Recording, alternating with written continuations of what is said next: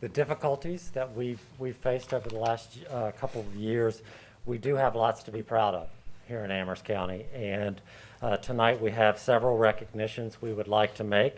And I would like to start first with Ms. Minter, if you'll come join me. So each year, the Lynchburg Living magazine honors 10 of the top K-12 teachers in the region. And this year, we had 2 recipients of the top 10 awards. Congratulations to Ms. Erin Minter, who's with me tonight.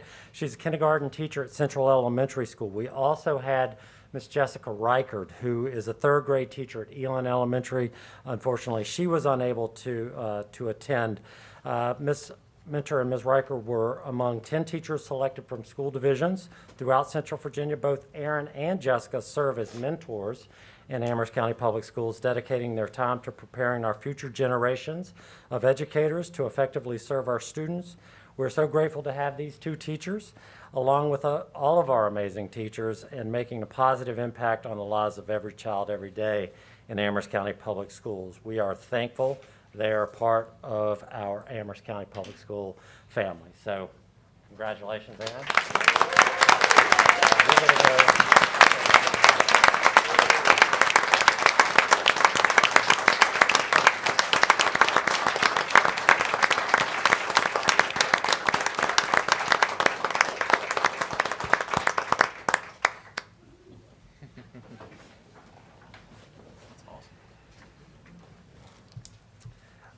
Okay, the second recognition that I'm going to, and I believe Ms. Reichard's going to join us in March, so we can do this with her as well.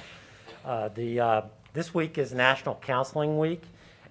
Each year we recognize the efforts of our school counselors, and during this week we want people to understand the role that counselors play, and we want to advocate for them to, for all of us to make that role in our schools a priority. You know, in the best of times, school counselors have been charged with providing for the social and emotional support of our students, and in some cases our staff. They have been asked to help students make connections between their academics and a career that oftentimes seems a million miles away for our young people. They've been asked to manage the waves of testing that schools have been required to give our students.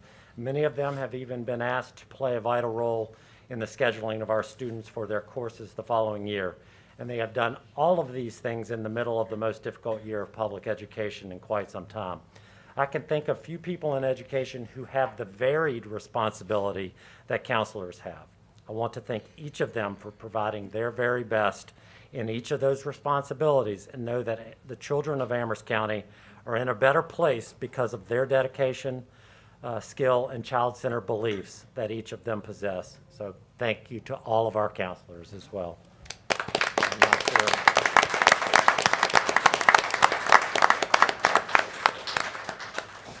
Okay, the third recognition is for the Real World Design Challenge winners.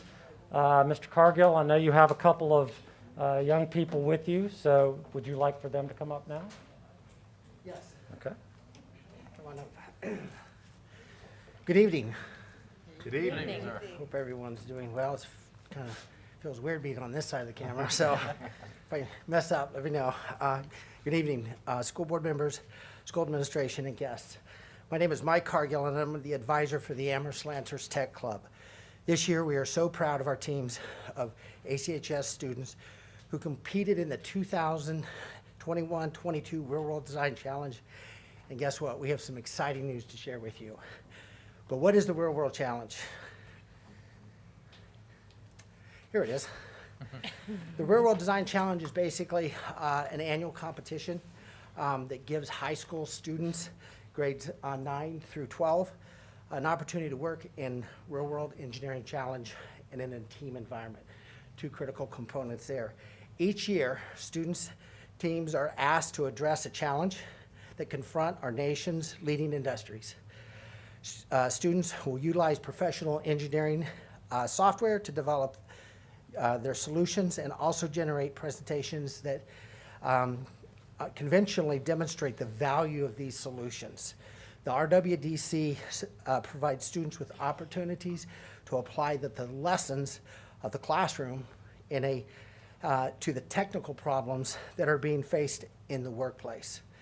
The RWDC allows students to build life-ready skills, which is so important. The RWC first started, we started with it in 2018. That time we had 7 students, which is the max on any team, who participated. The slide that you see is the F-51 X9 designed for the competition. That year, the team took 4th place. Then in 2019, our team constructed a hectocopter, which uses 6 motors and is designed to move packages from one location to another. That year, we placed 4th out of 14 teams.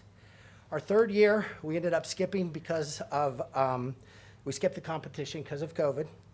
And this year, we had 2 teams, first time ever.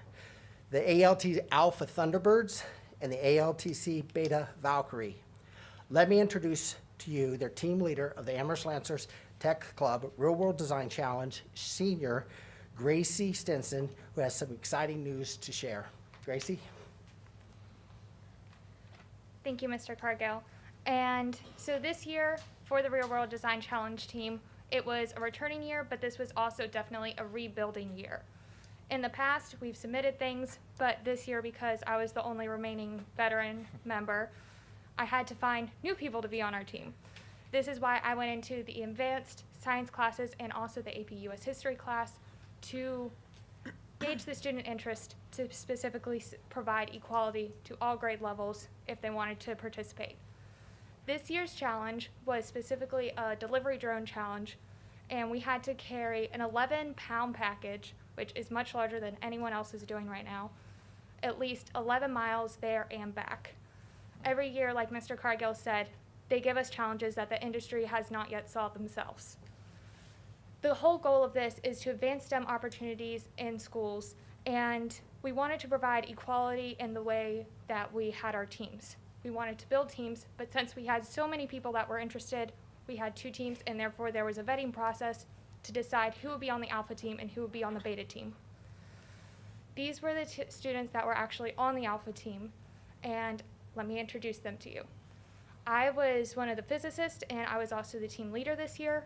Ben McGuire was our general scientist. Nathan Neblett was our business analyst. Connor Miller did all of our CAD work. Lily Ryder was our researcher and writer, and Jeremiah Burford, he was our main editor. Riley Pollock was our researcher and analyst. So this is the design that we submitted. This is a hybrid drone design, so it actually has, it's fixed winged, but it has a push-tail propeller on the back for vertical flight, and then it also has a railing system that allows for hovering capabilities. That's specifically for waiting to see if it can land or drop off for delivery locations. As you can see on the side view, there's an antenna sticking up from the back. That is extremely important because that is how all of our drone's motors are actually powered. Because our drone is so big, it is about 9 feet by 9 feet. That's still within our guidelines that we were allowed to have. It's actually the largest that we were allowed to have, but that was because it had to carry such a large payload. Because of this, we decided to use power towers to actually supply the energy to our drones. How this works is there is actually a Tesla coil inside of a tower that's along the airfield, and that transmits electricity in the form of lightning to the receiving antenna on the drone. This works because it specifically goes on a very specific frequency that works similar to the way that your cell phone receives signal that way. This had to be done because any sort of battery that had enough wattage to actually power it would completely weigh the drone down. And this has actually been proposed in different military plans before, but it hasn't been put into place yet. With this design, the Alpha team, I am very pleased to announce, took first place in the Governor's Challenge this year. As we are moving forward to the National Challenge, we will be on April 1st, we will revise and we will resubmit our engineering design notebook based on the judges' comments. And then on the 28th, we will be giving a virtual presentation that's about 15 minutes long, and we will have a 10-minute question and answer section with a panel of judges of their field. I want to say a special thank you to everyone at Central Office and the school board for allowing these kinds of opportunities in our schools and after-school opportunities like this, because we had to do so much outside of class, and there was a lot of work into this. I would also like to thank Mr. Cargill for all of his support and the Tech Club for funding this entire project, and also Professor Guillen, who was our mentor. She's from Liberty University, and she was there to answer all of our questions about anything to do with unmanned aerial systems, and that was a major help and one of the reasons why we were such a huge success this year. And also Mr. Collins from the high school. He was the physics teacher, and he helped me figure out a lot of how the motors worked and everything. Additionally, and most importantly, last but not least, I would love to thank my mother for all of the support that she's given me and also for sponsoring both teams this year. Are there any questions?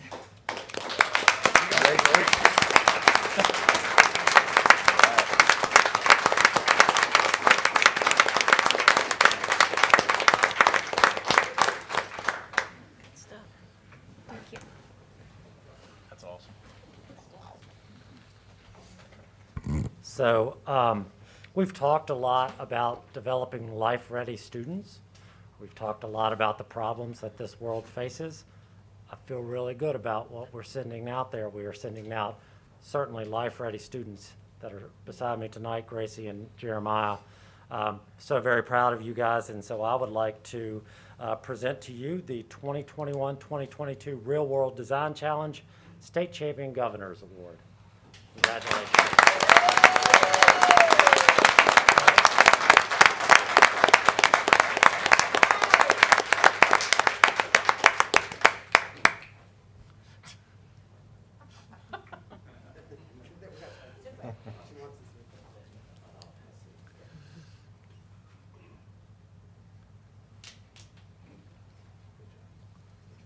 That's awesome.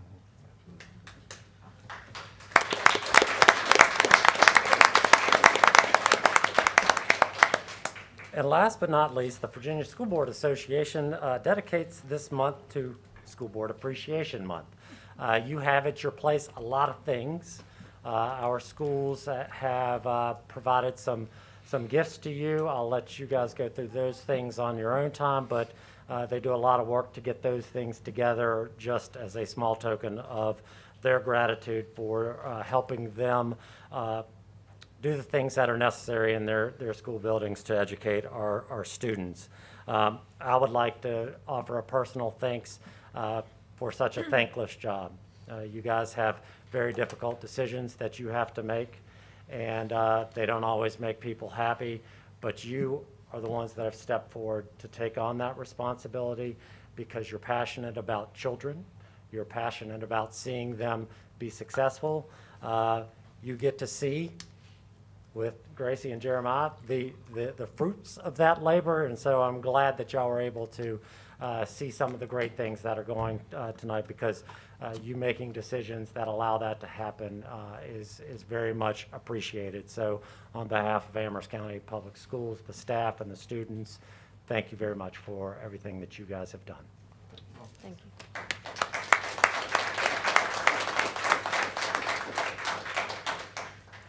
Well, I just want to take the moment and just say how proud I am of all of the presentations and the staff that we have and the students. We'll talk about that a little bit more in our individual comments, but it's just amazing what our students can do.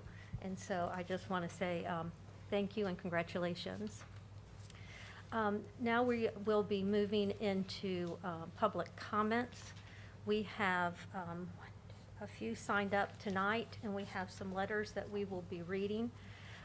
In order to move forward, we will be limiting comments to 3 minutes. Mrs. Cecil, are you there with us? Okay. The first person that I have on the list is Michelle Hughes. I'm sorry. Hello, do you want me to say my name and my address? Yes, ma'am. All right, my name's Michelle Hughes. My address is 220 Briarcliff Lane, Madison Heights, Virginia, 24572. I didn't even know if I was going to speak tonight because I spoke last time. I just want you to know that when we left this meeting, we got another call. My granddaughter was out for another 5 days. Okay? Now they want to hold her back because of all the time she's missed. That's 9 weeks of school. She's in kindergarten. She comes home, Gma, I don't want to wear a mask. I don't want to do it. Well, baby, right now, that's what you got to do. I was very disappointed in the decisions you guys made last time. Once, you went against our governor. Ms. Thompson, I voted for you. And one of the statements you made is you were going to be for the parents and getting our rights back. It's our kids. I laid down. I gave birth to my children. You don't have a right to make that decision. If other parents want their kids to wear a mask, wear a mask. The last meeting, you said that Monroe, or one of the schools, was going to be out of school because 35% of the staff had COVID or COVID pending test. Don't they wear masks? If masks work, why were 35% of those staff members out? Answer me that. And if they're for it, then wear it when they're out of school. I've had COVID. I'm vaccinated. It's not that I'm against masks. I wear masks because I work in healthcare. But if I don't want my kid to wear a mask, they shouldn't have to. One more thing before I'm done. Freedom is never more than one generation away from existing. We didn't pass it to our children in the bloodstream. It must be fought for, protected, and handed on for them to do the same.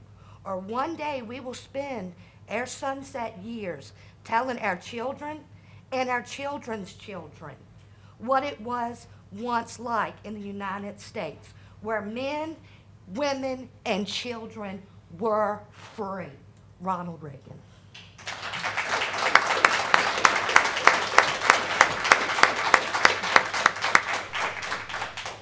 Thank you, Mrs. Hughes. The next speaker is Kimberly Townsend.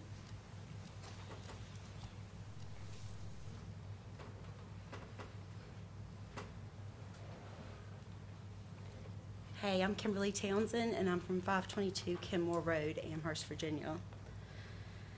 So most of the words that I'm speaking today are someone else's, but no worries, I have the authority to speak them. In the beginning, on the 6th day, God breathed the breath of life into Adam, and the man became a living man. Later, God said, I'm bringing flood waters onto the earth to destroy from under heaven all flesh in which the breath of life is in. Noah and his family got to keep breathing, while the rest drowned and no longer breathed the breath of life. Scripture says that those who walk accordingly to this world are walking accordingly to the prince of the power of air. Satan is the prince of the power of air, but Jesus is the king. Satan wants nothing more than to restrict our access to the Father, the king of the power of air, our breath of life.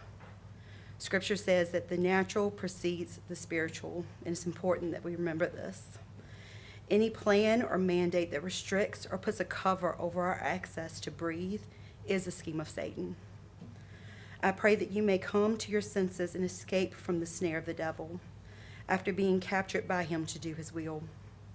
Jesus came to deliver those who through their fear of death were subject to lifelong slavery.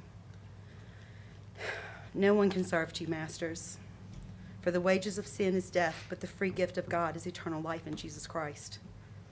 God shows mercy to the merciful. Choose this day whom you will serve. Give back our rights as parents to choose to unmask our children with no metrics tonight in the mighty name of Jesus. Thank you. Thank you, Mrs. Townsend. The next speaker is Dawn Poole.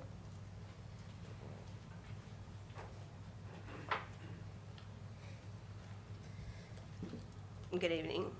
My name is Dawn Poole. I live at 2732 Buffalo Springs Turnpike in Monroe, Virginia. At the beginning of the pandemic, my family, we moved from Amherst, or from Lynchburg to Amherst.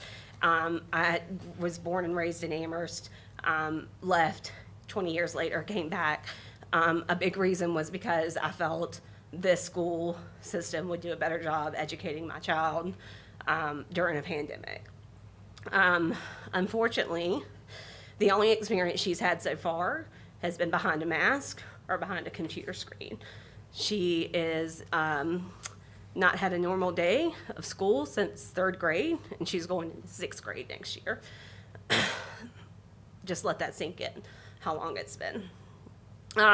We also moved back because we felt Amherst was a close-knit community that had known trust among its community members. And that brings me to my point today.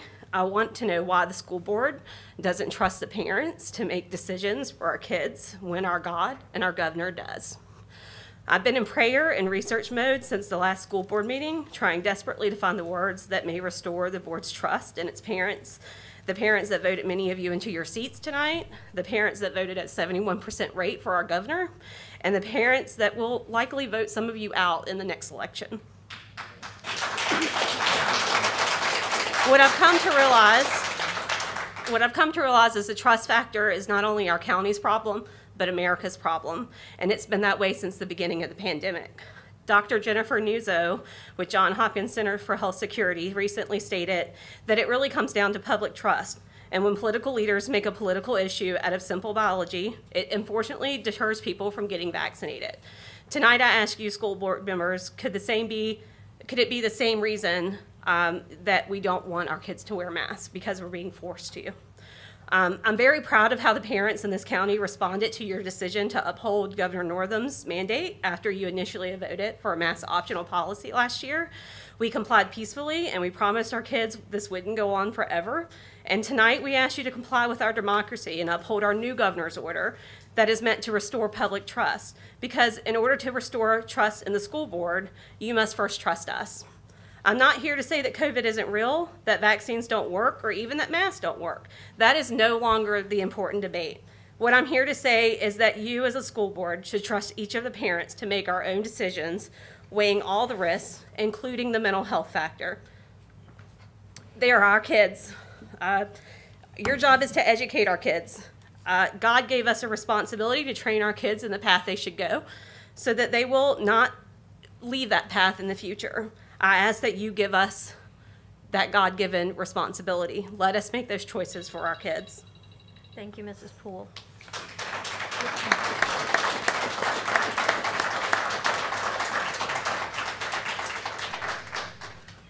Our next speaker tonight is John Harper.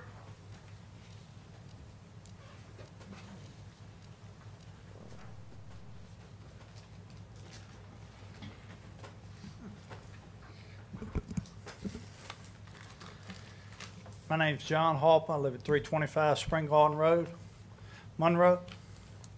First of all, I'd like to reiterate what Dr. Arnold said about thanking y'all for y'all's service to the county, to the school. I know it's a thankless job, and you do have to make hard decisions. That being said, I want to go over a few things. And I'm going to go back in history a little bit. March 30th, 2021, the state legislature passed a law saying the kids are going back to school and they had to follow the CDC guidelines. July 29th, 2021, it was a school board meeting, discussion on the matter of wearing masks. No board member was wearing a mask during this meeting. Mr. Terry, you started off. You said it's up to the parents and the students. Stated that you didn't feel anyone should have to wear a mask if they didn't feel it was best for them. Mr. Greiser, you were second. You said, I'm a big believer in choice. When given the opportunity to advocate, to give parents the choice and the right, I'm on the side of giving parents the choice of making decisions for their own kids. Ms. Thompson, you agreed with both. Now, Ms. Liggins, I got to give you credit. You've been the same way the whole time. You say mask on. You never changed. After that, Dr. Arnold brought up the matrix, and the board voted unanimously to make masks not mandatory, optional. All right? December 12th, 2021, Governor Northam made an order that masks were required in the schools. There was a school board meeting the same night. Dr. Wells informed y'all of that. There was no discussion. There was no bucking the new governor. Y'all did as you were told by the governor, which I might not agree with it, but it's the way it is. January 18th, 2022, Governor Youngkin mandates that mask in school was the parents' and the students' decision. Y'all don't agree with the governor. I don't know why.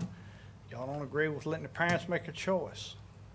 I don't know why you changed your mind or why you don't agree with the new governor's order. Now, the legislator looks like they're going to change the laws anyway, but I think your board ought to revisit the issue and maybe reconsider, ask yourself why you changed your views. At one time, you agreed that supporting the parents was the way to go. Thank you, Now Mr. some Hart. of you don't. Thank you.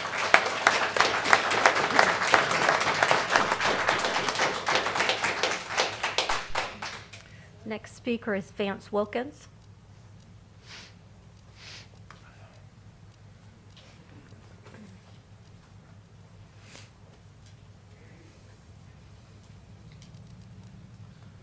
Hi, Vance Wilkins, 299 East Monitor Road, Amherst, Virginia.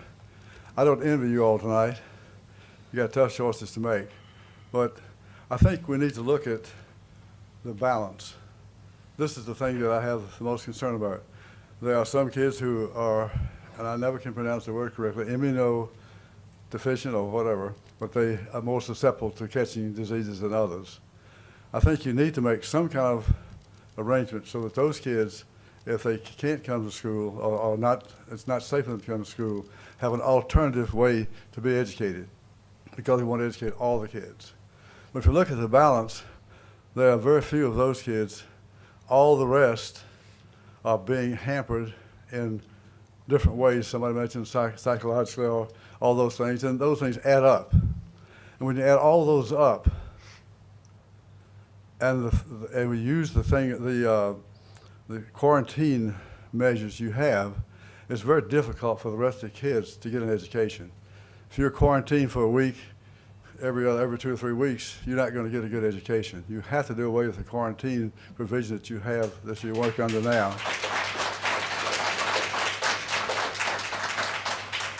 You have to make sure that kids can come in to the school and get an education because some of our kids are 2 or more than 2 years behind.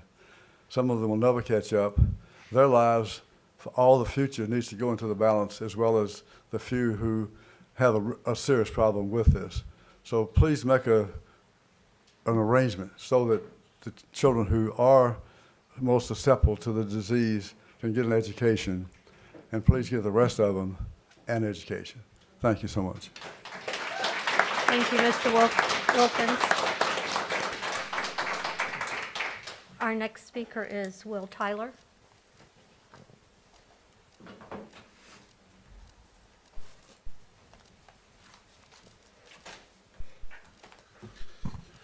Hi, I'm Will Tyler. I live at 489 Kenmore Road in Amherst, and my daughter is a student at Amherst Elementary School.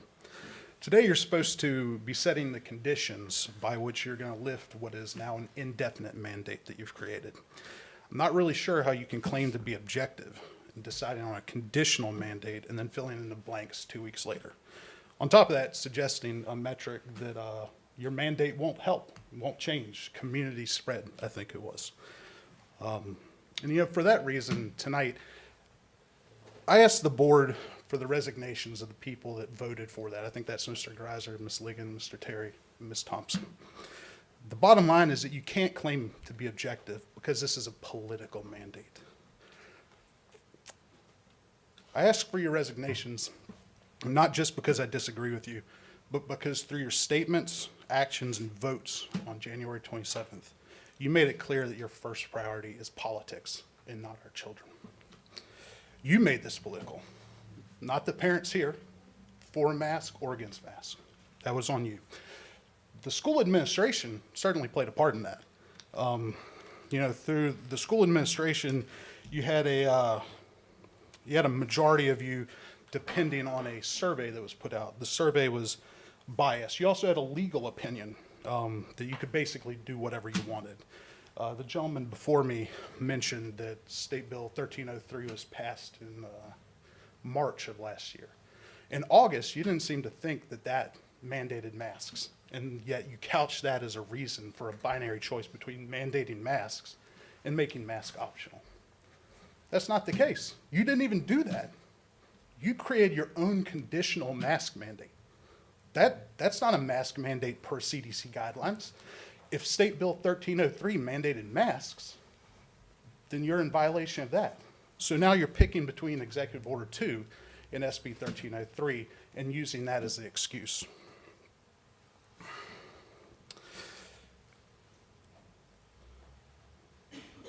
Ultimately, I think everybody can see it's political. And I think you need to start putting children first. That's it. Thank you.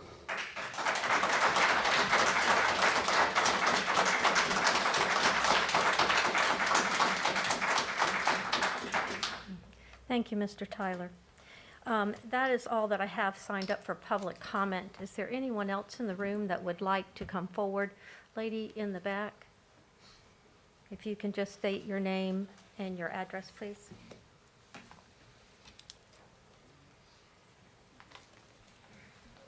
My name is Teresa Ray, and I live at 253 Sprouse Drive, Amherst. I am a subject matter expert in regards to N95 respirators. N95s are not masks. They are classified as respirators per OSHA, their manufacturers, and the CDC. Please stop adding to the misinformation by calling them something that they are not. They get their name because they are 95% efficient at filtering 0.3 microns and larger. They allow 5% through, hence the name N95. The virus ranges from 0.015 to 0.1 microns. The largest virus particle is 3 times smaller than what the N95 can filter. Per OSHA Regulation 1910.134, the employer shall establish and implement a written respiratory protection program. Just a few requirements of the program include medical evaluations or physicals due to the psychological and physical burdens placed on individuals during proper use, fit testing procedures, documented training and the proper use of, including putting on and removing them, any limitations on their use and their maintenance, a designated program administrator to oversee and administer the respiratory protection program, and conduct the required evaluations of program effectiveness. Does Amherst County Public Schools have a respiratory program and an administrator as required by OSHA? Now, with that said, OSHA does allow voluntary use. If you voluntarily put it on, you give up any rights that you have if you have a medical emergency. Parents, do not allow them to give or require your children to wear an N95 respirator. If they are worn properly, they are very taxing on your respiratory system. This is why a physical must be passed before use. This is especially troubling after watching the chair cast the deciding vote and remove her mask only 2 hours and 19 minutes. But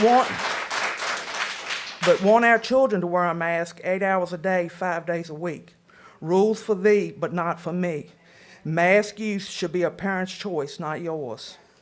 I also understand that there are parents who are concerned for their children who have compromised immune systems. If you decide your child should wear a mask, please wear one. Now that brings me to the continuous stream of troubling issues constantly being pushed on our innocent children who you have an obligation to protect. Issues include allowing convicted sex offenders on school property, pornography in the libraries, CRT, transgenders. Thank you, Mrs. Ray.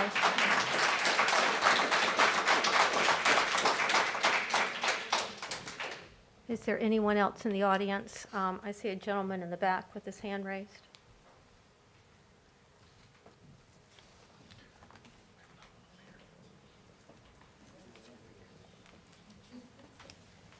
you state your name and address, please? Good evening. My name is Justin Leary. I live at 225 Covey Road, Amherst, Virginia.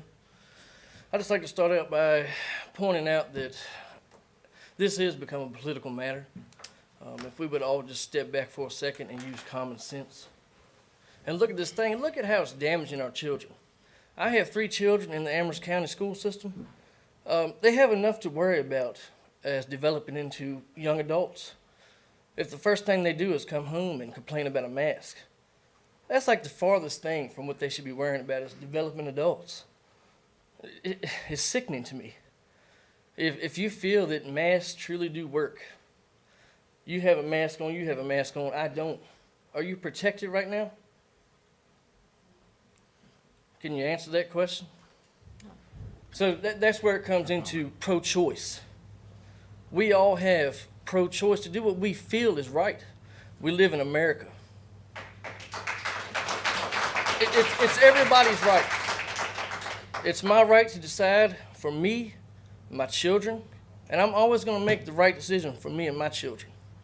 I don't feel it's right that you made that decision for me. It's totally wrong, and I think deep down you all know that. That's all I have to say. Thank you, Mr. Leary. I believe we had a hand over here. Yes, sir.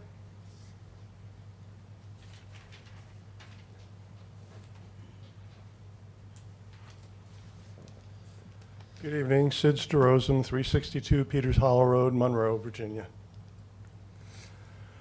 Why is our school board still a member of the Virginia School Boards Association? This organization, which provides minimal administrative help to us, is essentially a political organization. They engage in political activity. We spend over $10,500 of taxpayer money to belong to them this current year. They are an advocate against parents, including the bill that just passed the General Assembly, which is going to put an end to the mask issue, I think. They are always against parent choice and parent involvement in the schools. They feed you deceptive talking points, and our administration, deceptive talking points to use against the citizenry. For example, when Dr. Arnold stated, "We don't teach critical race theory," that came right out of a publication that was sent to all the school superintendents. They walk in lockstep with the National School Boards Association, even though they claim they're going to get out of that in 7 months. I don't think it's going to be a meaningful disassociation. They walk in lockstep with the teachers' unions and also the bureaucracy in Washington, D.C., right up to the Biden administration and the Attorney General, who all felt that parents had no role to play in guiding the education of their children when it came to going before school boards. Dr. Arnold's proposed regulation to censor public comment at these meetings, which was thankfully rejected by our board, probably also had its origins with VSBA or some other allied leftist organization.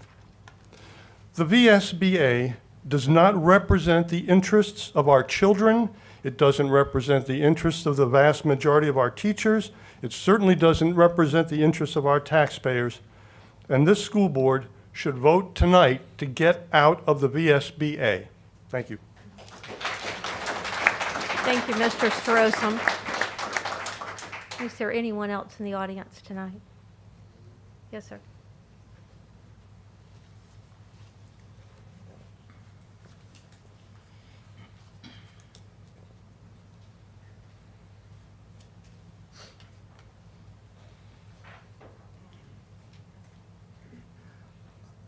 I'm Jeff Porter, 478 Woody's Lake Drive, Madison Heights, Virginia.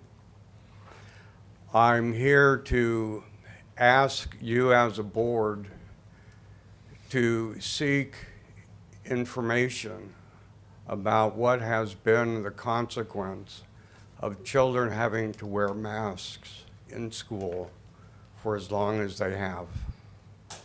I'm asking that you take this seriously, not just take what the CDC has to say, but to find out for yourselves. And if you can't find it out, try to find where you can.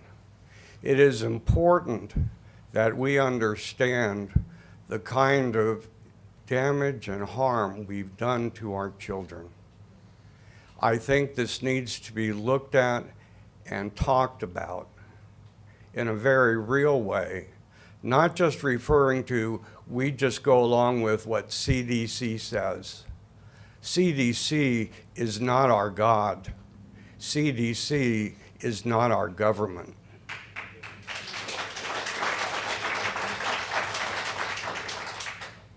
Finally, what I'd like to say is that I think that it is important for us as citizens in this country to always have choice. All mandates take away that choice.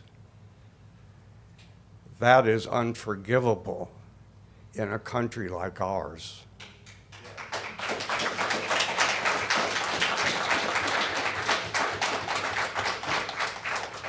Thank you, Mr. Porter. I have a lady back here.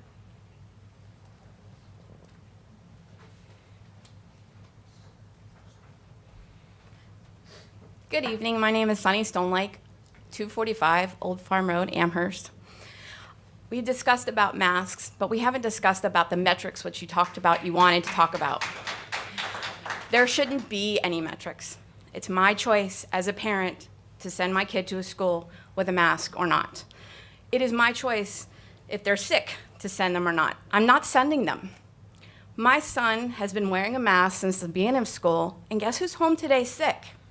My son. Why? Because the masks work? We said everybody needed to get the vaccine to stop the spread. Has it stopped the spread? It hasn't. But yet he has to be home because he's sick. Now I have to take him to a doctor because he's sick. What I'm asking is that we stop with the metrics. Let them make their choice if they're going to come to school or not. Long before COVID ever happened, if my kids were sick, they didn't go to school. They came. Now it was nice because if I keep them home, they're like, well, they're sick. Oh, good, keep them home. Well, that's what I've been doing since they started school. It just makes sense. The challenge is now they keep getting quarantined. We're talking about mental health. We have a mental health sign. No one has talked about mental health. My kids absolutely love being in school, but they don't want to go. My daughter yesterday attended the regions for swim, so she missed school, legitimate reason. She didn't come with me tonight because she's sitting at the computer crying because she has so much work to catch up on, and she missed school for a legitimate reason. She is poised to go to wherever she wants to go, CVCC, STEM, Gov School. She's got straight A's, but I have never seen her so uptight and frustrated. She said, Mom, I'm afraid to go because I'm afraid of the consequences. If I stand up for myself, are they going to take those things away from me? We're talking about mental health at this point. We're not talking about a disease that we have a virus, we have a flu, we have a cold. We deal with it every year. It's the same thing. We have to learn to live with COVID being here. I'm tired of the 5:30 calls. This is what our cases are today. This is what our cases are today. We shouldn't have cases. Cases don't equal death. These children need to live a normal life. It has been 2 years. Telling them that they need to come with a mask and telling them that they can't go to school if they don't have a mask. Telling them that they have to stay home if they're healthy, even though they don't have it. My kids have been quarantined more this year when we've had masks and we've had vaccines than they were before any of that came out. So it's not working, but we're really messing with our kids' heads. They really don't want to even be at school. My son said, if I could drop out, I would. He's 16 years old, he's on the football team, he swims, he does archery, he does soccer, and he doesn't even want to be there. And that makes me want to cry for him. Thank you. Thank you.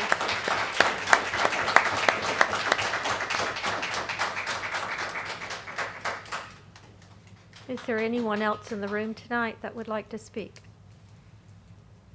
All right, seeing none, we have some letters that we will read. You have some? I've got one. Okay.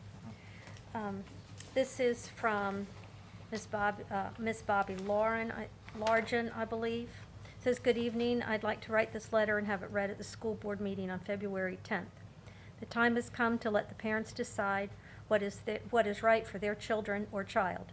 What gives you the right to tell me what is right for my family? You don't know my family, so how can you possibly know what is right for us?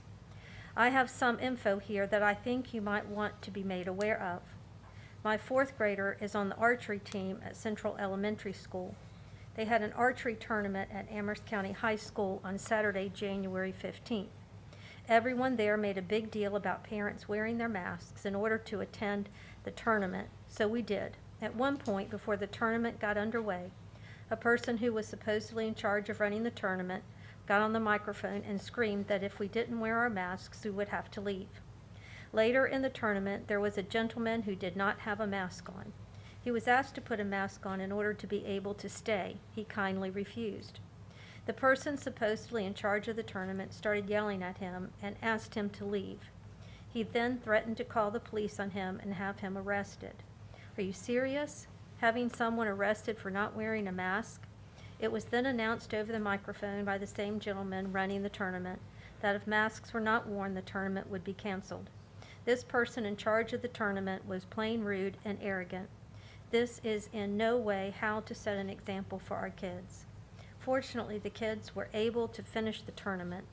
That being said, tell me why there were basketball games on Saturday, February 5th at the high school, and a majority of the people in the stands did not have masks on. Do the same rules not apply to basketball games as they do to archery spectators? There are pictures posted on Facebook, and it clearly shows students as well as adults without their masks on. My question, why was the archery tournament threatened to be canceled over one person not wearing a mask, but the basketball games that were played over the weekend were good to go? Also, the Amherst County High School swim team had a swim meet at Jamerson Y on Friday, February 4th, yet no one was allowed to attend. No spectators allowed?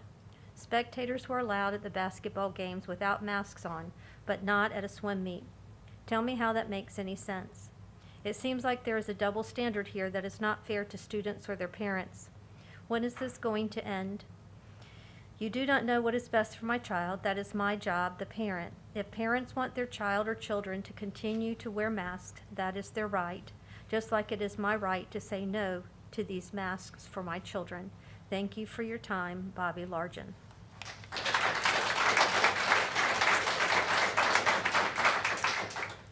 The next letter is from Sam Jacobs from Amherst County High School. Hello, Amherst County Public School Board. I'm writing to you to express my sadness, my disappointment, and my outrage at your decision made on Thursday, January 27th, 2022, to alter the existing mask mandate in our public schools.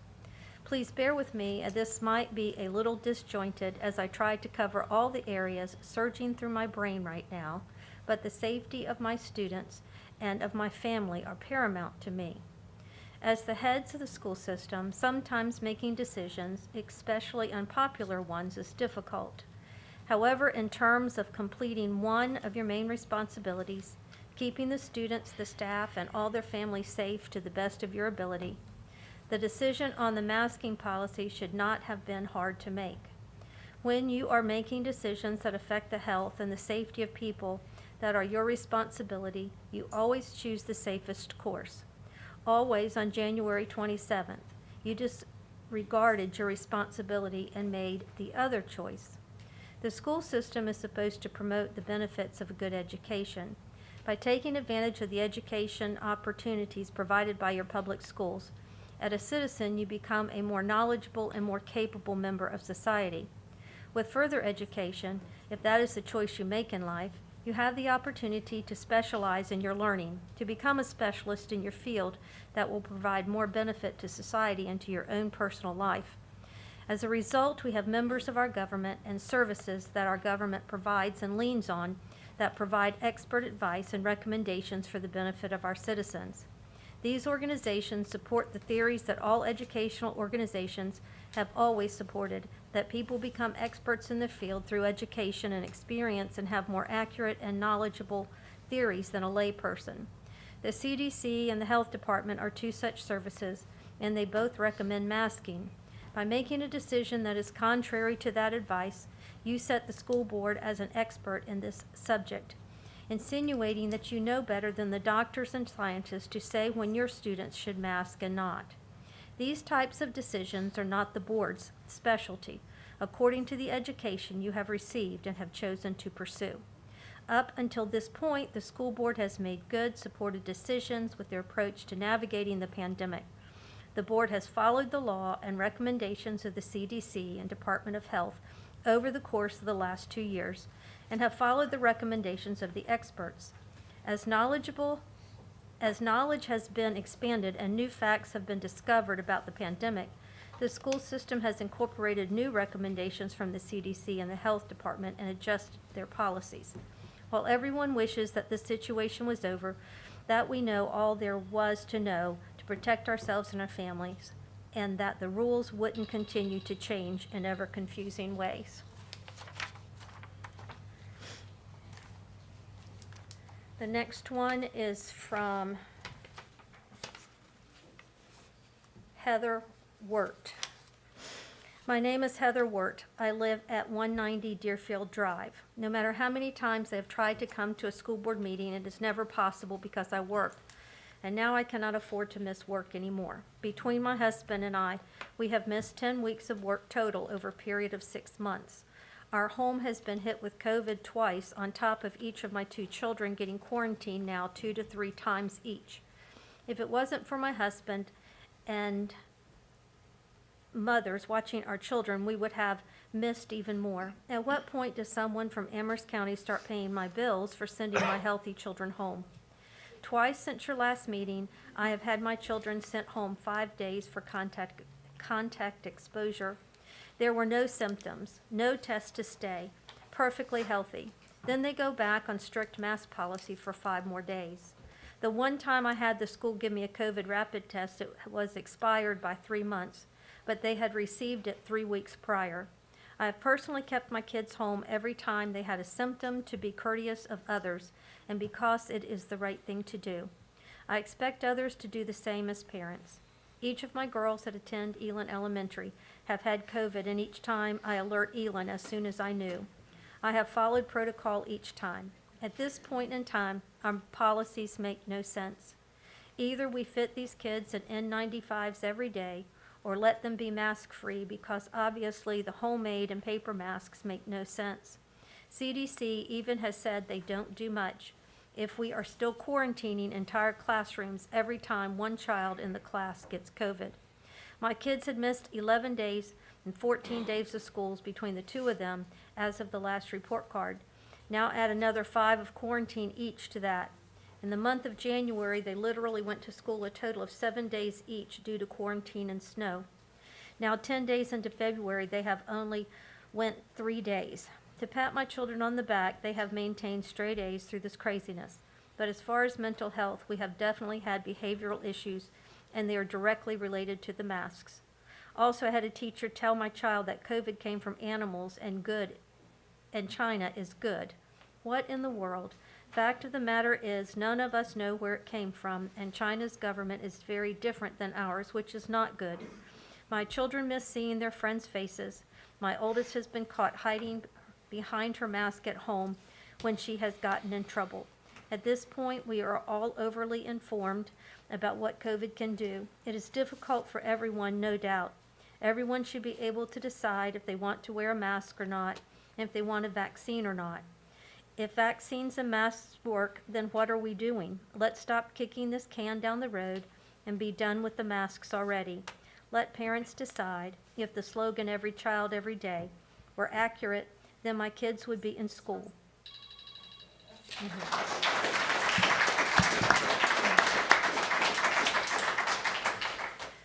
All right, the next one is from Mark Brooks. Dear Amherst County School Board, I grew up in Amherst County and still live in the area. I cannot believe our local school board has decided to ignore science and damage our children by enforcing a masking policy to the detriment of our children. Please use some common sense in making these decisions.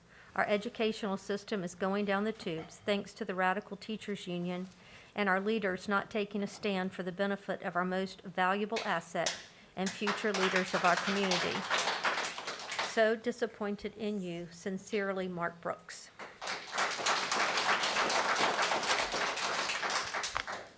And Mr. Terry will read the last letter. Oh, let's see. My name is Jennifer Berry, and I live in Madison Heights. I have a 7th grader at Manellison Middle School, and a 5th grader at Elon Elementary School, and a kindergartner at Temple Christian.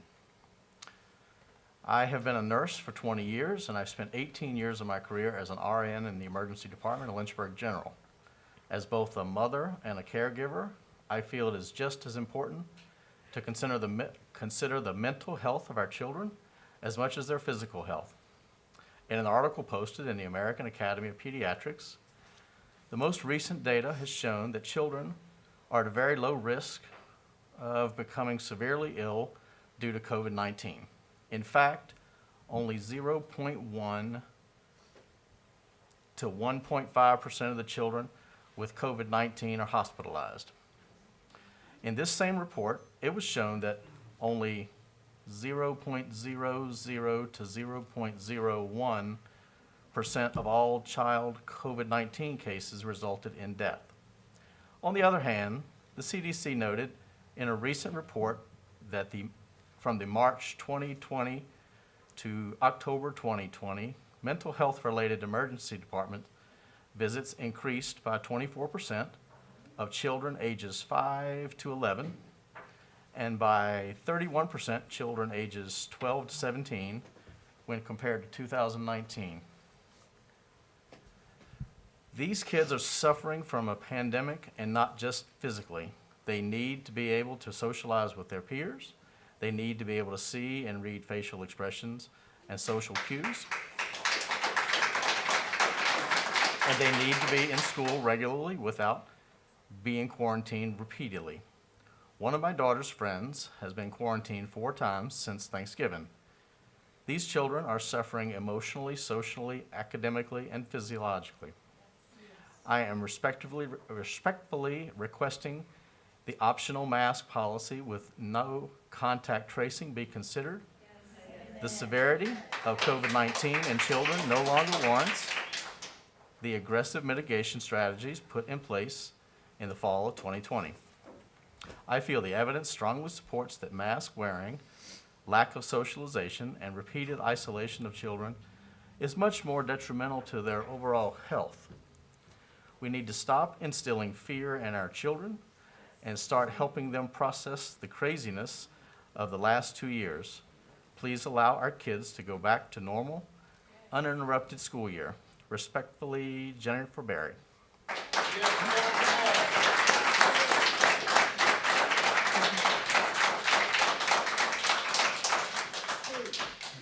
Thank you. Our public comment has now closed. Board, we will move on to action items for our consent agenda. Do I have a motion? Motion to approve the consent agenda as presented. Okay, I have a motion from Mr. Greiser and a second from Mrs. Ligon. All in favor, say aye. Aye. Any opposed? Okay, consent agenda passes. Now we're going to be moving on to action item 6.01. Madam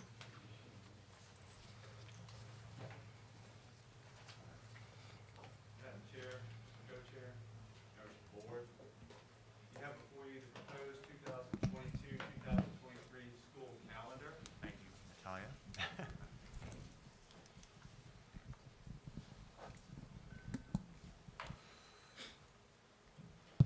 All right, there we go. Thank you.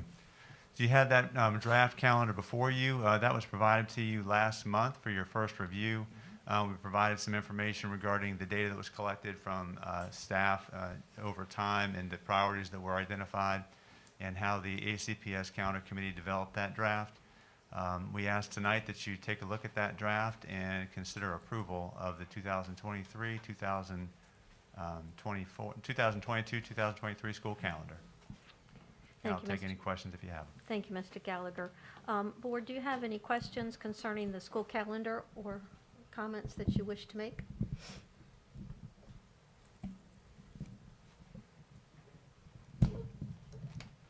Okay, if there are no questions, then I believe that we want a motion tonight, whether we will accept this calendar or not. Madam Chair, I'd like to make a motion to approve the calendar, please. Okay, we have a motion to approve the calendar by Mrs. Berg. Do I have a second? Second. Second by Mr. Greiser. All in favor, say aye. Aye. Any opposed? Okay, motion carries. Thank you. Thank you. All right, we're going to move on to 7.02. No, I'm Six. off. Let's you're do fine. 6.02. Yes, Madam Chair. Tonight, we're asking that you consider approval of the VPSA resolution. I've invited Mr. R.T. Taylor. He is the financial advisor for Davenport, and they work with the county government. And this is all in regards to moving the ball forward on the construction project that you guys have already approved, but we have to have a resolution to move forward with that as well. So I brought him to kind of explain what that document is saying to you. Thank you, Dr. Arnold, and thank you, Board, for having me here this evening.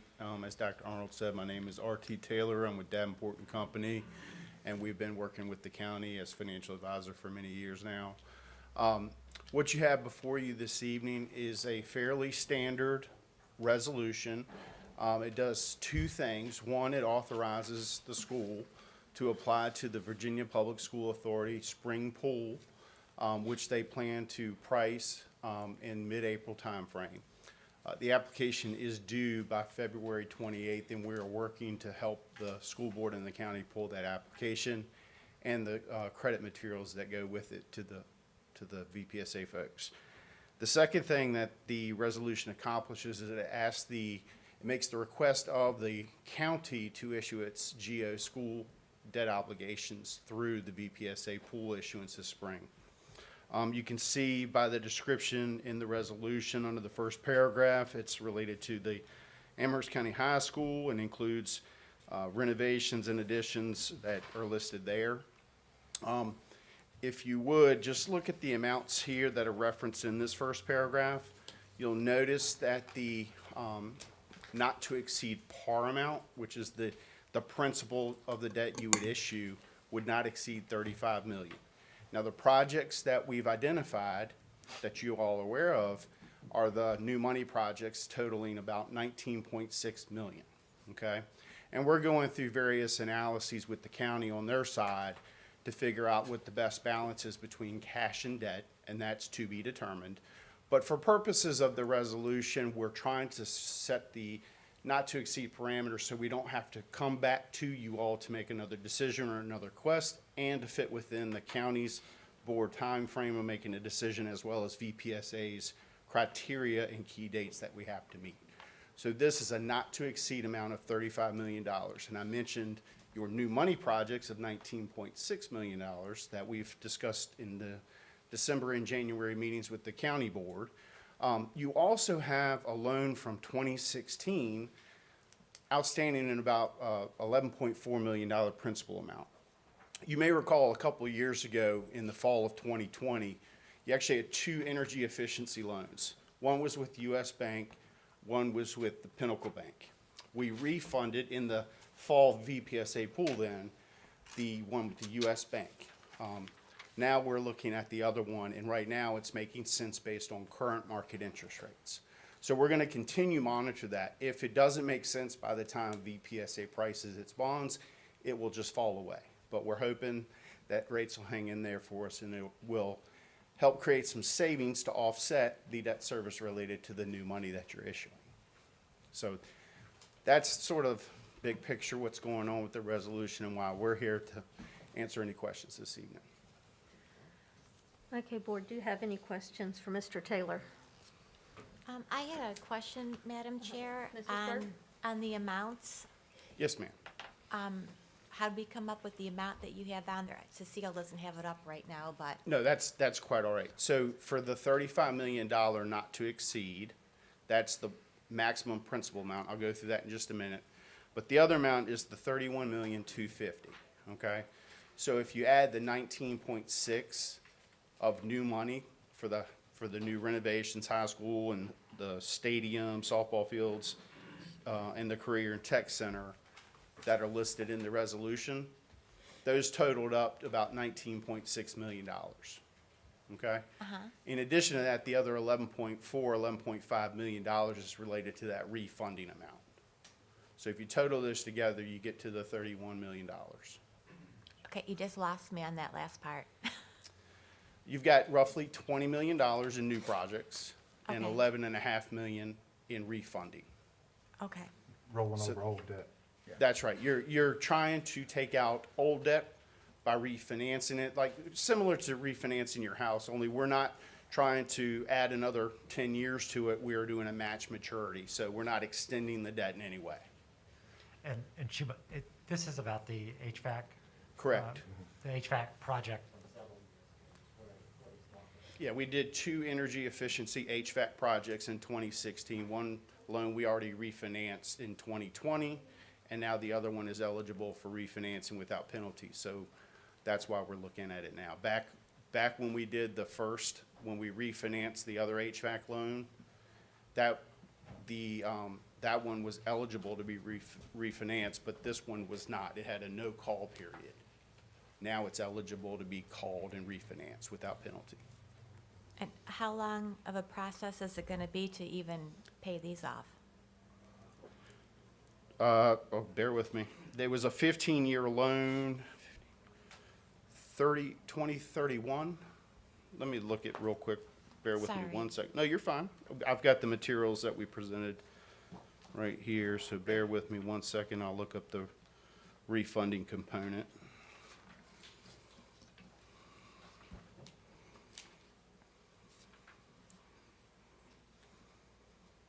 Yes, that's right. I had it right in my head. I just want to confirm it. So that matures in fiscal 2031. And that's when we have set for, the refinancing would not extend beyond that same time frame. Okay, So you're currently scheduled, if you did nothing, that 2016 loan would be paid off in 2031. okay. The refinancing, if we do it, will pay off in 2031. All right, thank you. Yes, ma'am.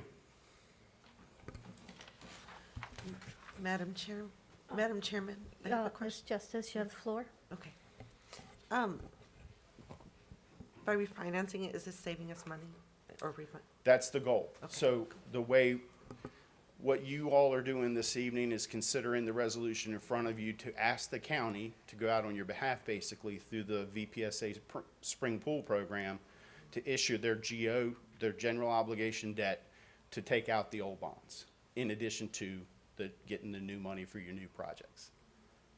Yes, ma'am. Anyone else? I have a quick question. Yes, ma'am. I know that the school is contributing some money to this.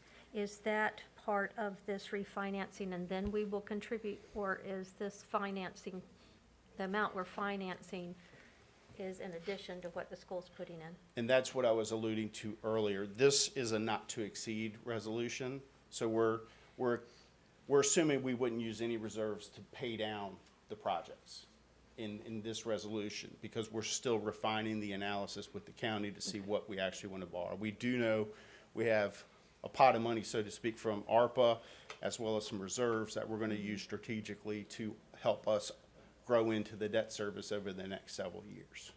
But if we are not going to borrow any more debt than we need to accomplish the mission. Okay, thank you.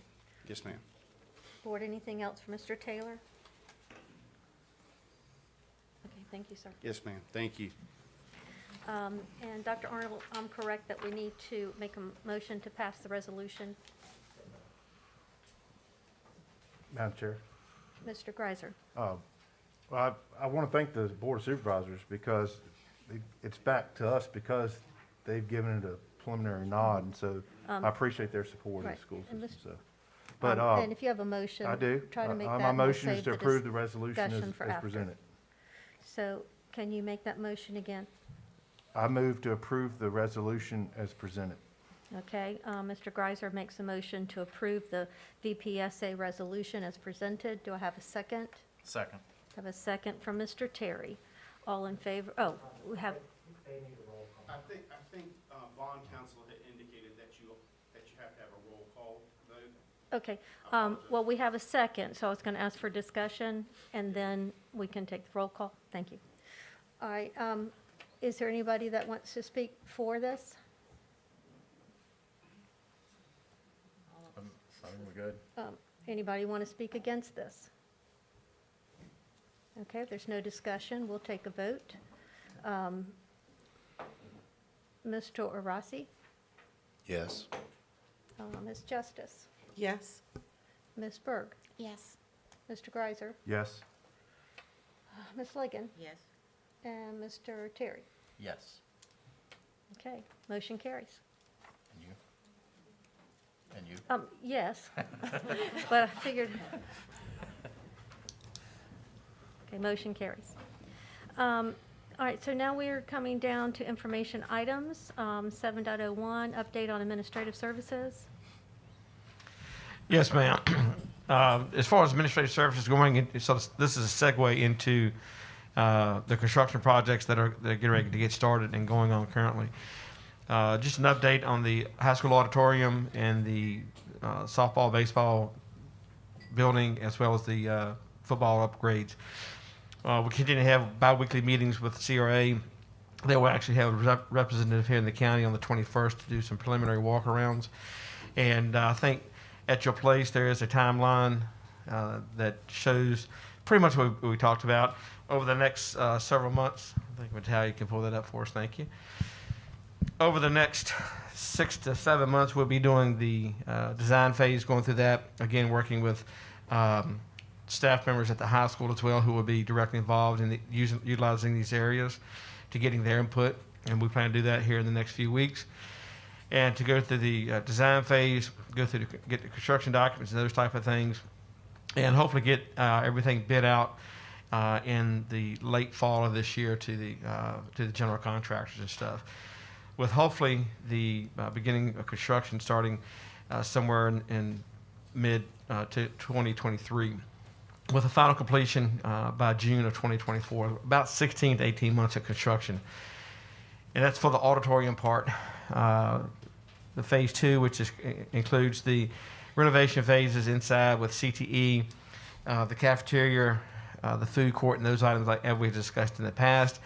We obviously know that a lot of that work is going to have to occur over the 2 summers, and we will schedule those that has the least impact upon the student body while the students are not there in school in the summertime, so we can utilize those spaces the best we can.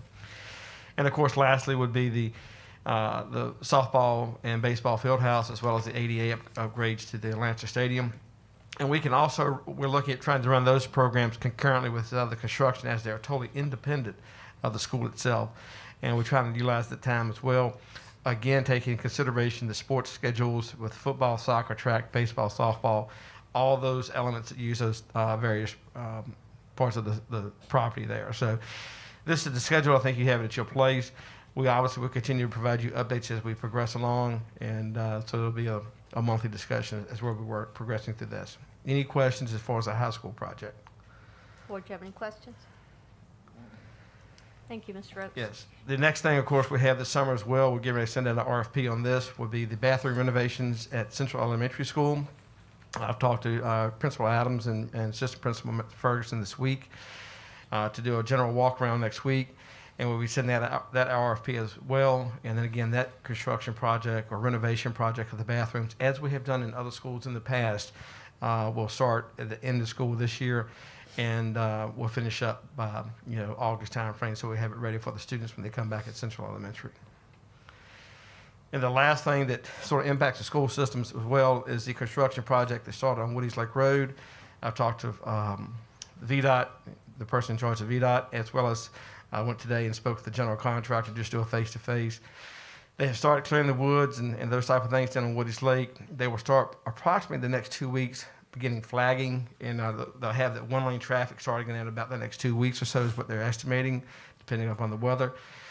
And so they're aware of the school buses coming through. They know they will work to get those school buses through the best we can. Of course, we want to do it safely. And we talked about those topics. And of course, the major impact we'll have on us is this summer. Trojan Lane will be blocked off this summer due to during the whole intersection of Trojan Lane and Woodies Lake Road. And of course, with that, we've also made modifications to our summer school schedule and moved all the summer school and activities at Monelson Middle School to other facilities that Dr. Norman and stuff can address as well. So we've already addressed those scheduling conflicts.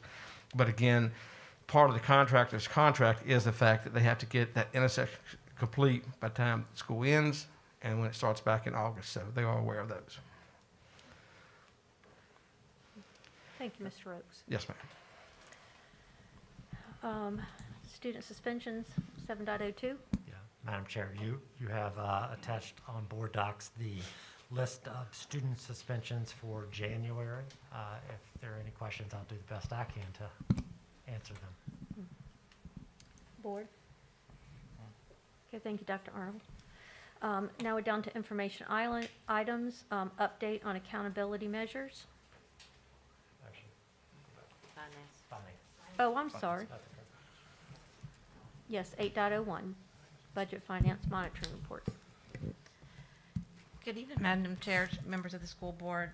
Tonight, we're presenting the finance reports through January 31st, 2022. You have your detailed local receipts. You have your revenue and expenditure report for your school operating budget, as well as the child nutrition budget. And lastly, you have your January attendance report. I want to go back to the revenue. We're still holding strong. I had mentioned that we would start seeing in January some of those revenue lines that didn't have any receipts. Those are those lottery funded, and you will see that we started getting some of those in. You will still see some that have no receipts, and there are some that are categorical, and you will not see those coming in until like May or June. So everything is coming in as anticipated. The sales tax, we do monitor that ongoing because although it is just projections, it's not guaranteed, and we are in line with even the most recent December projection. So the revenue is strong. The object code report, I'm going to sound like a broken record because I'm going to take you to page 2. We still have the same items on the watch list and in the area of the utilities and the fuel. The heat, the water, waste and water, and the fuel, they're 5102, 5103, and 6008. And we're still holding back looking at the electrical to be where you would get the savings to cover that. That concludes the report. If you have any questions. Board, any questions? Okay, thank you very much. Okay, now we're going to move down to 9.01, accountability measures. Yes, ma'am. Madam Chair and members of the board. The first thing you have at your place, a memo from Ms. Molenkamp in regards to next week, February 13th through the 20th, which is Virginia Kindness Week. Just explaining a little bit about that and then what is being taken place at some of our schools and what's going on with our through our school counseling program as well as our classroom teachers, and that's just for your information. The piece on accountability, what I'd like to bring to the board tonight is in regards to remote learning day extension request. As you know, last board meeting, I provided information on the number of days that we have utilized for remote learning. The General Assembly passed House Bill, Senate 1790, and Senate Bill 1132, which goes along with the Virginia Code of 180 days or 990 hours of instructional time. And it allowed for 10 remote days where we can do virtual learning and instruction with our students. And this is based on inclement weather. This is based on any specifics of a school issue that we may have that would close a school, that we would need to not run that school for the day. What those two bills actually did was put into place stipulations in regarding to COVID, and it aligned our information with what the Virginia Department of Health is, with CDC guidelines, with what legislation is. And the Virginia Department of Education allowed for each school to have 10 remote days that they could utilize within their 180 days or 990 hours. We have utilized 9 of those 10 days already for the 3 of our secondary schools, which also would include AEC. And at our elementary schools, we have utilized, Elon Elementary has utilized 3, and the rest of our elementary schools have utilized 2. We would like to request the Virginia Department of Education to give us an extension of 5 additional days just for our secondary schools, with additional inclement weather that we may have. Of those that we have taken 9, 2 of them have been due to snow and inclement weather that we utilized for virtual learning, and then the rest were due to COVID. I do need a consensus of the board in regards to this request. If we do not utilize, or do not request those additional days, we would have to close school and not have any instruction take place to remain within our 990 hours. And I'll answer any questions. And Board members, do you have any questions for Dr. Norman?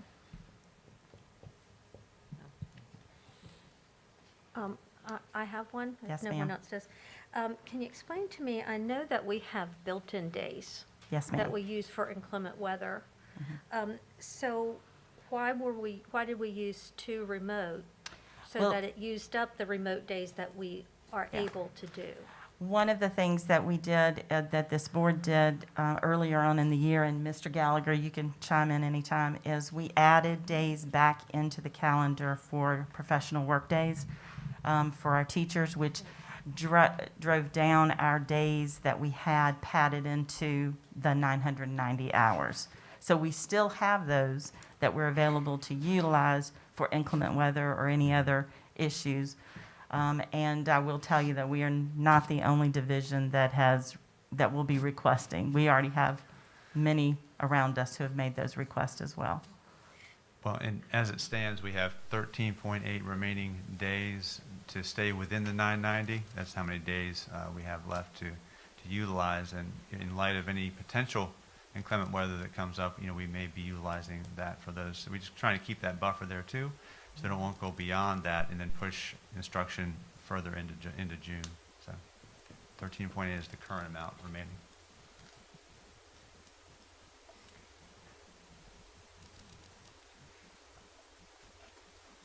And if I can also let you know, when we get into a 60-day window with, towards the end of the year, when we get up to 30, that cuts off our request time.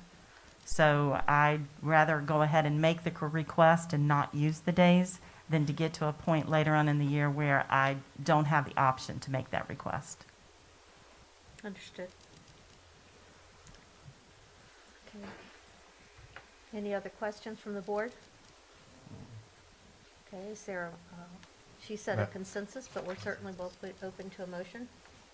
Consensus or a motion? I thought you wanted. I just need a consensus of the board. It does not need to be voted on. Yeah, I think it makes it cleaner. Madam Chair, I move that we approve the submission of the request as presented. Okay, thank you, Mr. Greiser. Second. Ms. Ligon, she seconds it. So, all in favor? Any opposed? Thank you very much. I appreciate that. The second item that I have on the agenda is in regards to an update on ESSER 2 and ESSER 3 Part 2 grants. We provided information just on the fact that we were going to start applying for any grants that were available out there so we can utilize those funds that are available to any school division in the state. We submitted a grant, ESSER 2 Part 2, which was a social emotional learning grant under the CARES Act, the first one, back in November 12th. We were awarded that January 7th for $60,000. And what we will be doing with that, just to give you an update, it will fund one of the positions that we have in our plan, which is a school climate specialist. This is only a 1-year contract because it is CARES funded, and so it would not go into our operational budget. But it really is to play a critical role in improving student performance and connecting our students and families with supports in our community, bridging the gap for our students who have shown anxiety coming back into the school, and providing some supports for our administrators as well as our teachers. The second grant that we were awarded, we applied for that. It was ESSER 3 Part 2. It was before and after school and a summer school program. We applied for it November 23rd, and we were awarded that on January 28th. We received $181,000 around there. Our before and after school program received about $105,000, and our summer school program received about $170,000. That program will actually start in the 22-23 school year, the before and after school program will, and work with targeting specifically those students, learning loss below grade level, our Tier 3 students, our most at-risk students. And then in our summer programs, that is going to focus on credit recovery for our secondary level, as well as math and reading supports for those kids who are below grade level. That will take place from June 15th through July 15th of this school year, 2022. So we're excited that we were actually recipients of that funding, and hopefully that will be a huge help to close the learning loss gaps that we see. Thank you, Dr. Norman. Any questions for Dr. Norman? Madam Chair? Ms. Berg? Yes, Dr. Norman, I was curious, how many reading specialists do we currently have in the school? We only have reading specialists at our elementary schools, our Title I schools, and I think we have a total of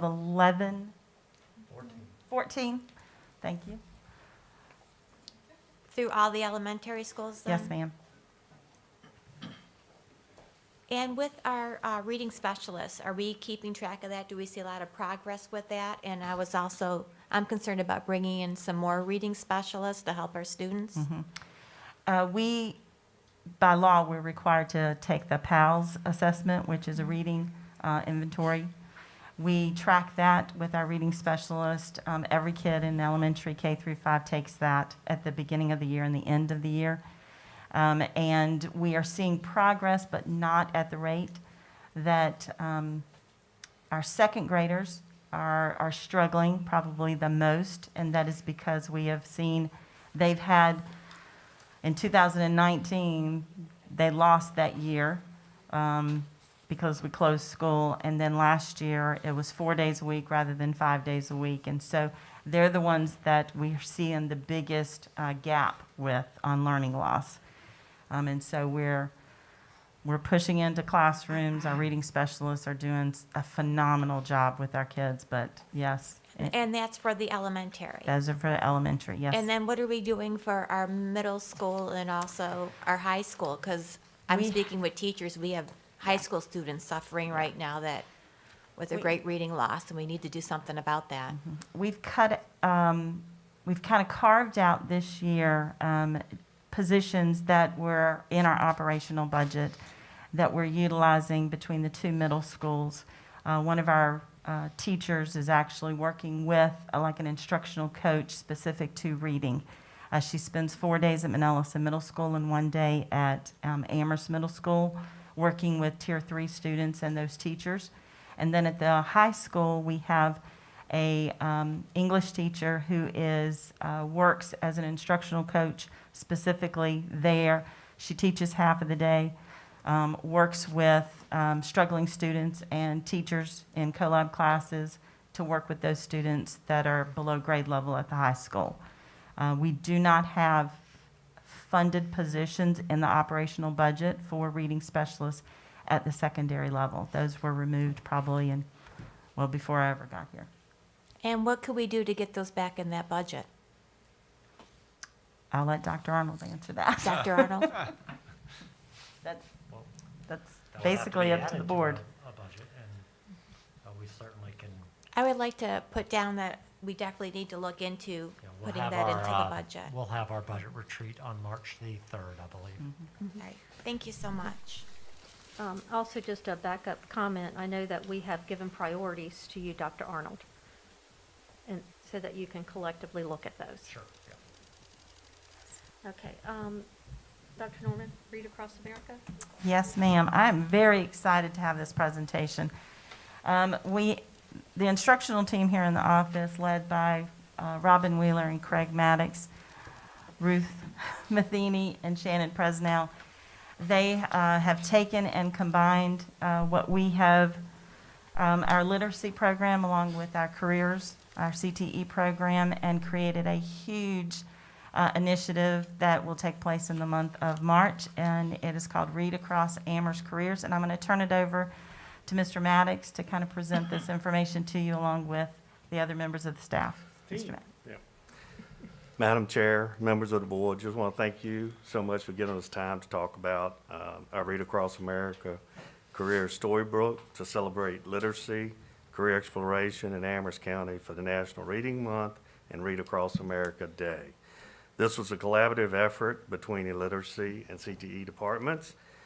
So I'd like to introduce our team. So for those that do not know me and new board members, I'm Craig Maddox. I'm a supervisor of career and technical education and assessment. Ms. Robin Wheeler, she is a supervisor of literacy and federal programs. Mr. Shannon Presnell, he is a CTE coordinator and he is overseeing our K through 12 career awareness programs. And last but not least, Ruth Matheny, and she is the literacy instructional support specialist. Did I get it right? Okay. She is the one that came up with this idea.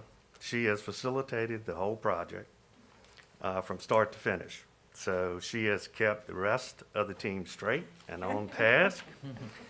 She did an awesome job, and I think you'll see that as we move through the presentation tonight. So as we talk about, February is also National CTE Month. So when we start looking at what we're doing with this, a lot of the things, our initiatives and our goals with our CTE program aligns with this project. So, and I'm not going to read through every one, but make sure we provide opportunities to our students, increase exposure to careers in our region, and developing relevant 21st century skills for our students, increasing career exploration and awareness for students beginning with our youngest. You know now we have to have a career awareness program in our elementary schools. Exploration through online resources such as Virginia Career View and the Virtual Wizard. And the last two are probably the two most important. Increase parental and community involvement and awareness about initiatives and activities offered to our students, and developing partnerships with local businesses and organizations to provide authentic learning experience.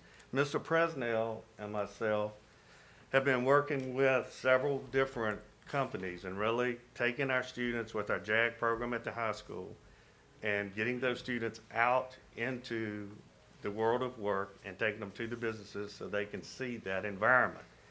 Some of the partnerships we have with Old Dominion Job Corps, Iron Lives, YMCA, Swim to Work, our CTE Academy at CVCC, which you know that's part of the academy where we can, students, I guess, programs that we do not offer on our campus, our students can take them at CVCC campus. Dual enrollment opportunities with the University of Lynchburg. This is new. We're really trying to concentrate right now on our Teachers for Tomorrow program and getting dual enrollment with the University of Lynchburg. And then our local businesses, Everbright, Modine, Cooper Steel, and so many more, CSE. And we also have some job shadowing opportunities. Mr. Presnell has been out in the community and drumming up some of these opportunities for our students. So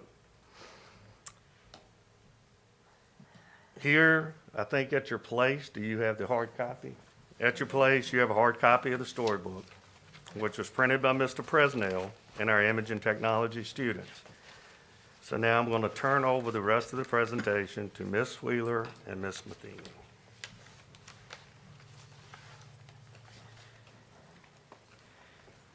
Thank you. So as Mr. Maddox said, you have a copy of the storybook, and Mrs. Matheny will spend some time talking to you about how we set that up, as well as the resource document that kind of hit on this for you this evening as to why we developed this project. Mrs. Matheny did come to us with this idea, and we thought that it really was a good idea to showcase our CTE programs, opportunities that our students have in the community in regards to careers, as well as be able to celebrate Read Across America Day, which is celebrated typically on March the 2nd nationwide, and then Literacy Month, which is in the month of March. We wanted this book to be able to show our students that work can be fun, but that literacy is also very important in their success as they enter the work field. It supports our Virginia 5 Cs and our profile of a Virginia graduate. A lot of times our students don't understand what it is that they're learning in the classroom and how that's going to transfer once they enter the workforce. And so we're hoping that this resource kind of helps them to see that path. In regards to the Virginia's 5 Cs, a lot of our community members that collaborated with us spoke to critical thinking, problem solving, and communication being critical aspects in their job. The careers that we outlined in our book came out of the Virginia career clusters provided to us through the Virginia Department of Education. We were able to represent 13 of the 16 career clusters in our book, although all of the career clusters are represented in some manner, some double up. For example, business management, a lot of our community partners spoke about how they owned their own businesses. So Mrs. Matheny is really going to take you through the book, show you how to use it, and what our goal is with this book. There are 26 careers represented in our book, one for each letter of the alphabet, ranging from agriculture to zoning. And we've collaborated with many community members, including parents of Amherst County students, recent Amherst County graduates. We've also collaborated with an Amherst County School Board member, staff, and more. This is an example of a page from one of our books that highlights one of our ACPS graduates. As you see on each page, at the top you'll find the community partners information, their name, their job title, their organization or business. They've also included a picture so that students can get a better idea of what the job is like. Our community partners have explained what they enjoy most about their job, why they love doing that as their career, and how literacy skills are important in their day-to-day responsibilities. At the bottom of the page, you'll find that we've linked the Career Cluster Information Fact Sheet from Virginia Career View website so that students can learn a little bit more about that career, as well as a featured book that students can click to listen to. And although these books are geared more towards elementary students, in our book we've linked book links for all students of all ages, not just elementary students, so that they can learn more about those careers. These QR codes are actually interactive, so parents and students who are accessing this book can either scan it with their phone, or if they are viewing the PDF version of their book, they can actually click on the QR code link without having to scan to get those resources. We actually plan to use this book in a lot of different ways. One, we wanted to make it accessible to our students and families so that they can access that at home. So on our social media and school websites, we'll have the interactive PDF available, and we'll also make that interactive PDF available to teachers as well so they can use them in their classroom. In addition, we are hoping to print a copy of the book to provide to all of our school libraries, so they actually have a hard copy.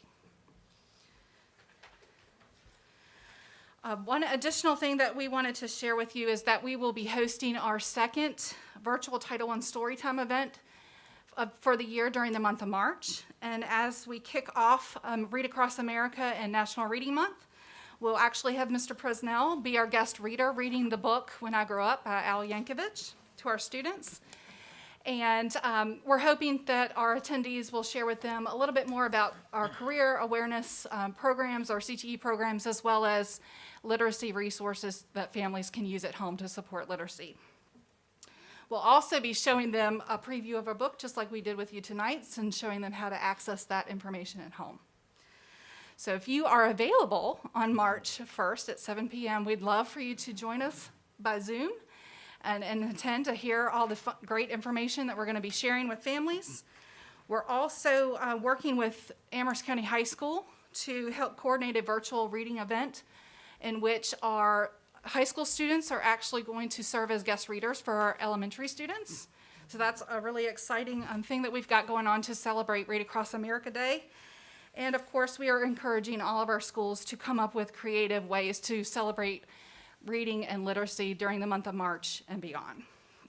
And lastly, we wanted to close out our presentation tonight with just a quote for students in our community about the importance of literacy, and it says that literacy is the foundation of lifelong learning.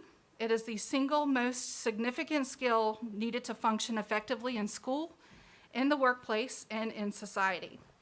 It is vital to a successful education, career, and quality of life. So we'll be happy to answer any questions that you have, and thank you so much. Thank you. Thank you. Sounds very, very exciting. Lots of good things going on in our division, from Read Across America to so many other things we've talked about tonight. So many, many kudos. Board, do you have any questions or comments? What time was that event? 7 p.m. 7. So, March thank you. 1st? March 1st. Okay. Thank you very much. You're very welcome. Moving on to items for information, human resources. Okay, Madam Chair, Mr. Co-Chair, members of the board, you have a few memos from me in front of you. The first one is our current vacancy memo for the month of February. As you can see, those numbers tend to ebb and flow month to month, but we continue to do our very best to promote our positions and to hire excellent candidates into those positions, but we still have positions that are open to fill. It's worthy of note that some of those positions, for example, secretary, come from individuals who have been promoted into, hired into other positions and therefore leave that vacant to be filled, so. But I will take any questions that you may have regarding the numbers or any of that information. Board, any questions on the vacancies? Yes, Madam Chair. Ms. Berg? Mr. Gallagher, I was curious on the bus driver positions. Mm-hmm. Are those part-time, full-time? These are full-time bus driver positions? Full-time? Thank you so much. You're welcome. Oh, I'm sorry. Could I ask one Certainly, more Ms. thing? Berg. I was wondering if anybody looked into perhaps helping out the bus drivers yet with the CDLs, with paying for the CDL license. I mentioned that before when we were talking about the buses. That is something that we can certainly provide support with. We are currently training individuals, and certainly that is a resource that Dr. Wells and I will be looking into to provide. All right, well, So, thank you yeah. so much. Anyone else? Okay, moving on. Thank you, Okay. Mr. Gallagher. You're welcome. You also have a memo that outlines our 2022-2023 ACPS Professional Development Plan. That is an overview for you. I won't read every item to you, but I will hit some high points. As you all are probably aware already, in our ACPS Comprehensive Plan, it indicates that we'll implement a professional development plan aligned with our mission and vision, and that meets our identified professional growth needs. And this is an outline of the procedures that go along with meeting that need. There are multiple steps involved in that, and obviously the first step would be to identify our professional development needs in the division. We do need to determine the needs, and we do that by providing an annual survey to all stakeholders to get their interest in professional development and what is needed throughout the course of the division. Those survey results are analyzed to identify school and division-wide priorities so we can provide PD both at the division level but also for site-based, so principals have that information.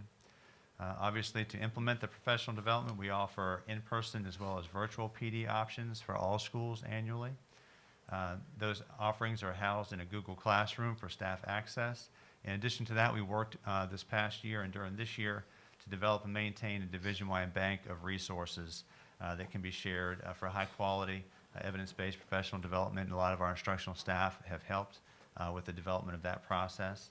In essence, that is also accumulating all the excellent PD that's provided in-house and providing it as kind of a clearinghouse so that people can utilize that as necessary and get also continuing education points for that.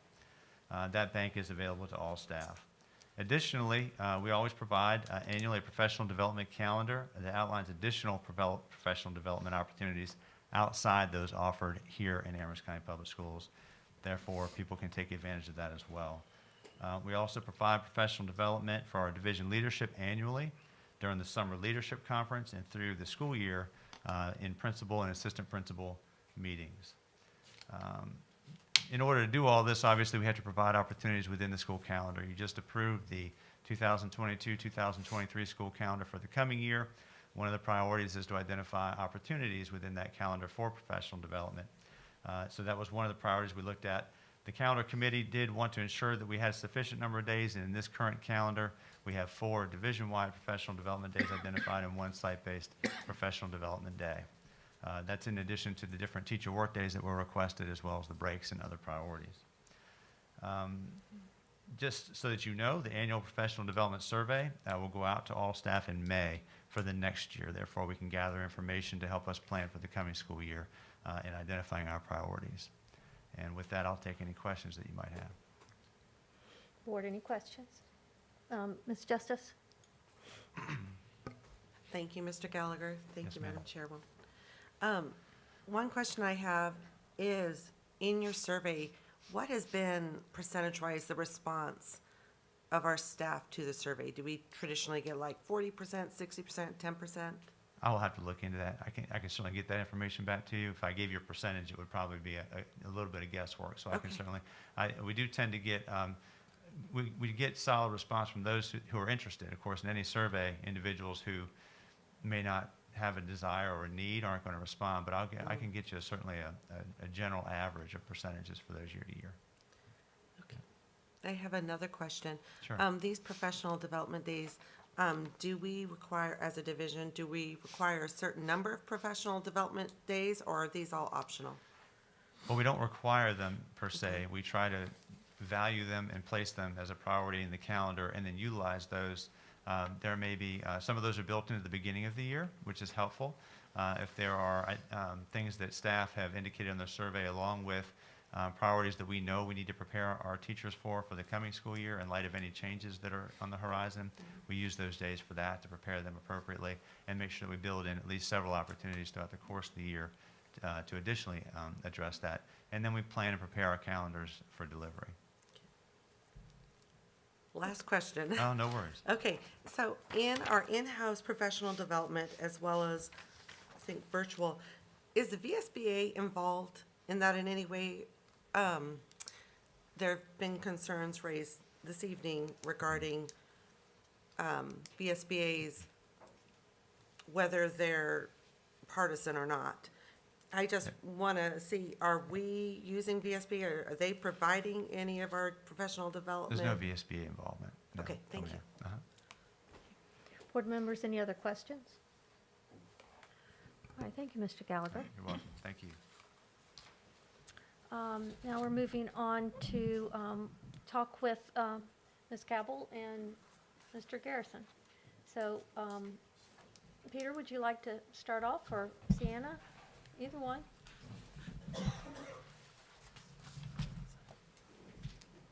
I'll go ahead and start. Hello. It's good to be back after the last time we all saw each other. A little emotional turmoil there. It's okay. We're moving on. We're having a great old Thursday. So for me, I've been talking to Dr. Brown, and he's okay with the idea of doing a game night, like countywide, for like all the schools. This came from the inspiration of Amelon when I was in elementary school. They did a game night one night that I remember very vividly. My mom and I went. It was like 6 to 8. They had little snacks, drinks, and like they put out a bunch of like board games, and we just sat around there the entire night, just having fun with different families and kids that I typically didn't talk to, because you stayed with your grade and you went outside with your grade and you only hung around those friends that were your age. I got to meet kids that were younger than me, kids that were older than me, get to meet their parents, their siblings, like everybody. So I think this in the spring is when we're planning to have it, so a little less COVID restrictions, maybe a cookout, some cornhole, a little bit of music. That's what we're hoping to plan for in the coming months. Thank you. Thank you. Sounds very exciting. Peter? Is this working? Yep. So over the last little bit, I've recently started working with Dr. Arnold and Ms. Smith to work on expanding some support for STEM and other extracurricular programs. I noticed with my experience in robotics when I started the team a few years ago, we had the materials, but we didn't have the funding necessarily to do the registration, which cost a surprising amount for middle school Lego robots. And I'm hoping to be able to expand that a little bit more just so more clubs can take place. Nothing cemented quite yet, but we're going to be working on that. I do have a few upcoming events I feel like you guys should know about. There's the play, Amherst Inn, this weekend. I don't know if any of you guys are planning on going tomorrow, but I hear it's pretty good. And then a few NHS-sponsored events, including the Easter egg hunt on April 9th, the home show, which any business can come and display their goods, or anyone can, on April 23rd. You can get in contact with Ms. Stinson or myself if you're interested in renting a booth for that. And then there will be a 100-mile yard sale on May 7th, which is a yard sale. And once again, you can get in contact. And you can get in contact with me if you'd like to get going with that, or Ms. Stinson once again. Yeah, wonderful news. Y'all are doing great things, and thank you very, very much for sharing those with us. Dr. Arnold, I believe we are going to move on and take a quick break for a short closed session. Section 2.2-3711A7 of the Code of Virginia, I recommend the board convene a closed meeting for the purpose of consultation with legal counsel. Okay, I need a motion to go into closed session. So move. I have a motion from Mr. Greiser. Do I have a second? Second. Second from Mr. Terry. All in favor? Say Aye. Any opposed? Okay, we are now in closed session.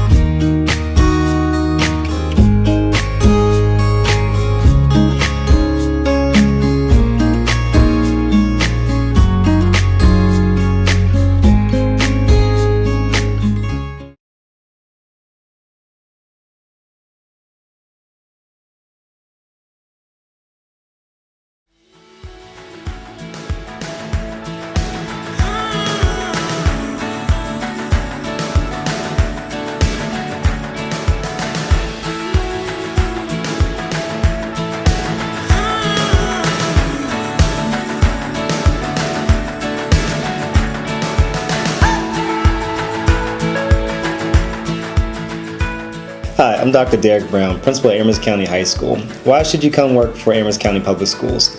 Well, I know people say that kids are great, and kids are great everywhere, but I am so serious when I say there's something different about these kids. They are just amazing. They're self-starting, they're inquisitive, they are kind and caring, they care about their community, and it's just something different about our students that really makes Amherst County special. We are a great and loving community, and we're a really tight-knit community. It's a small rural area, and if you are really looking to make a difference in the lives of some amazing kids, Amherst County Public Schools is a place for you.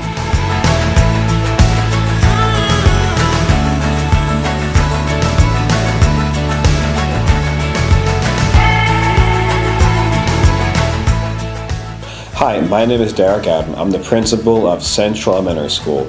So I choose Amherst County Public Schools. The reason for that is 9 years ago I started my educational career here in Amherst County Public Schools as a teacher. Also within Amherst County Public Schools, I became an assistant principal and a principal, and the reason I say that is we take care of our own, and we're also student-centered, so if that sounds like a team you want to be a part of, please join our team.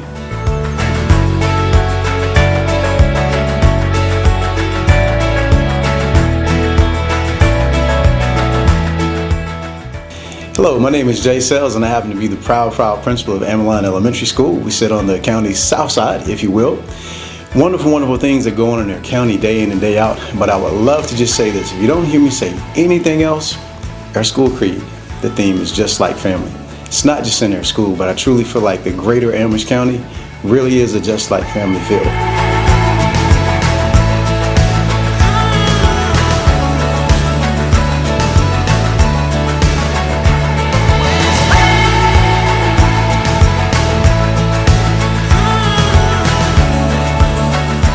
Hello everyone, I am Mrs. Kimberly Scott, proud principal of Elam Elementary School.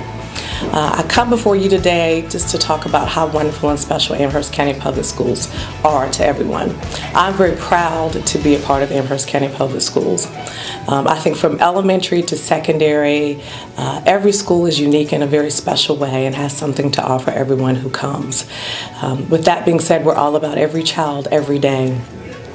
I do believe that for those who choose to come to Amherst County Public Schools, you're led in a very special way. And with that being said, Amherst County has been all about developing relationships within the community, as well as, equally important other than student success, supporting those incoming individuals who have been called to do teaching and all other support positions that go along with making a successful school day. We are Amherst County Public Schools, and I encourage you to be led to come to us and help make a difference in the lives of our students.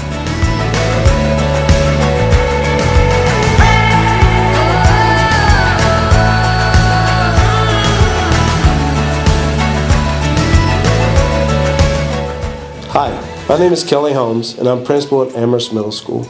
Amherst County Public Schools is a great place for families and students. We work very hard to build relationships, and we put our students first. Again, Amherst County Public Schools is a great place to learn.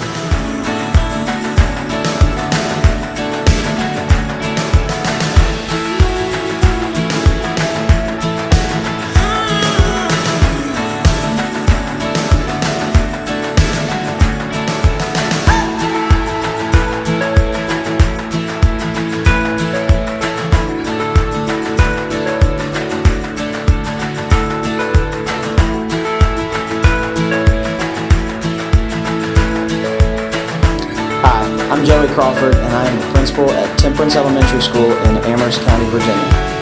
Why did I choose Amherst County Public Schools? Quite frankly, it's home, and the support that you get from the top all the way down.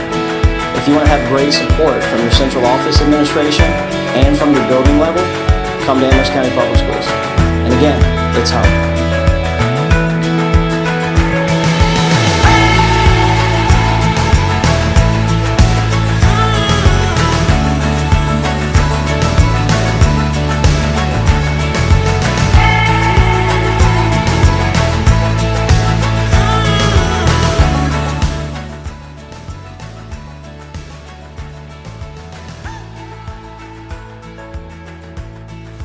Hi, I'm Leah Gray, and I'm the principal at Manellison Middle School.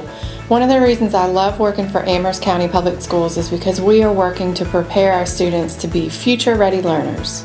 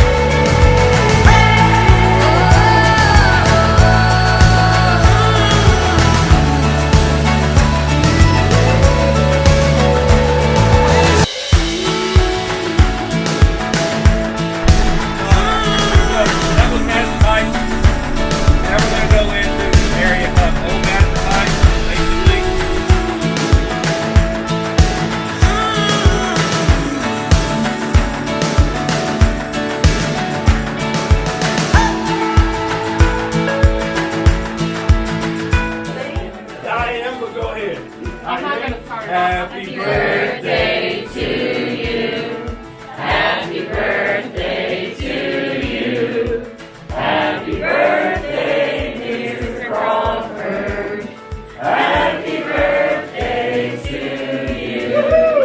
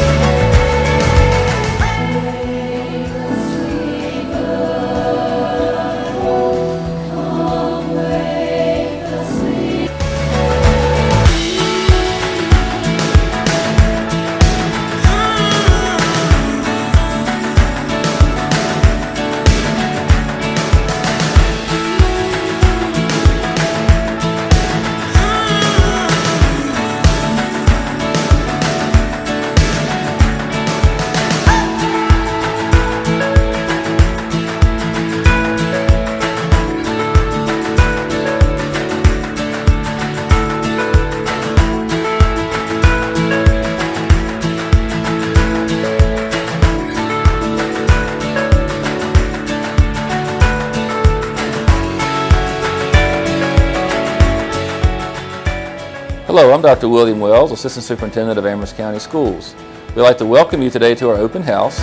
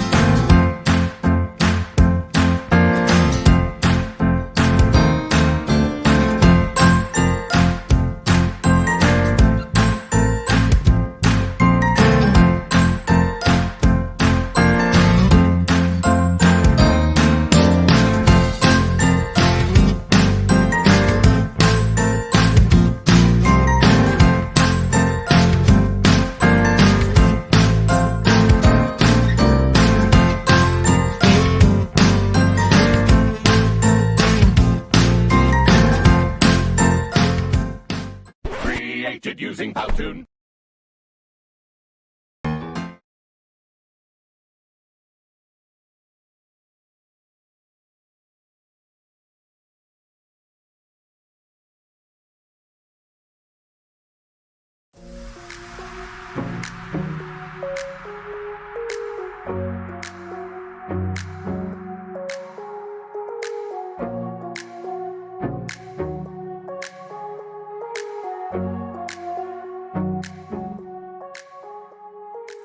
Hello, I'm Rob Arnold, Superintendent of Amherst County Public Schools, and today we're at River Edge Park here in Madison Heights, just next to the James River, and our 7th graders from Amherst Middle School are here today working on the annual James River Association project, and those students have access to canoeing in the river. They're going to learn about the ecosystem, they're going to learn about the watershed, they're going to learn about pollution in the river and how to avoid that and how to keep a healthy environment here. But really for us, it is about what we want to do with our children in Amherst County. We talk about making students life ready. And we don't believe that students can be life ready by sitting in a classroom and reading textbooks and answering worksheets and coming up with definitions. They need to take that information and they need to come out here and they actually need to get their hands on it. It needs to be relevant. They need to think critically about the things that they're learning and help solve problems like pollution in our rivers and certain things like that. And so that's why we're here today. That's why we think this is so important. That's why our relationship with the James River Association is so valuable, because it gives kids relevance in their learning and they become life-ready students. Thank you.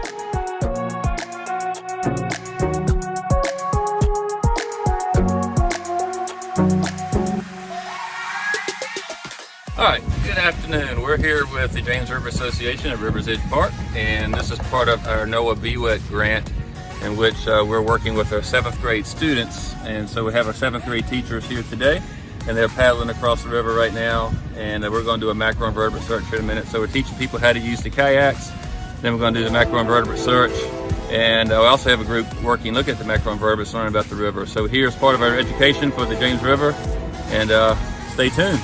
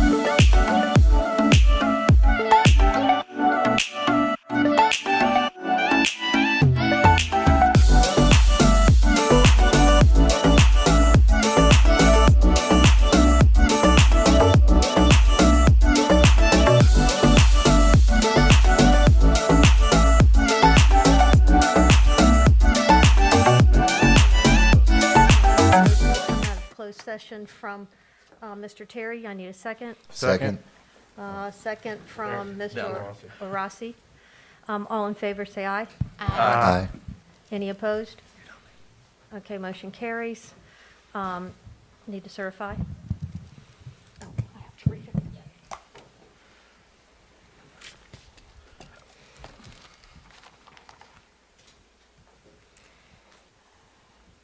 Whereas the Amherst County School Board has convened a closed meeting on this date pursuant to an affirmative recorded vote and in accordance with the provisions of the Virginia Freedom of Information Act, and whereas 2.2-3712D of the Code of Virginia requires a certification by the school board that such a closed meeting was conducted in conformity with Virginia law.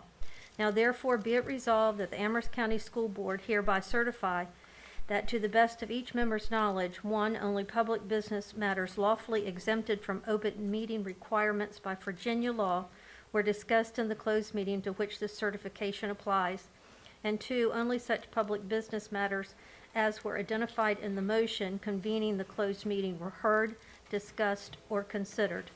I need a motion to certify.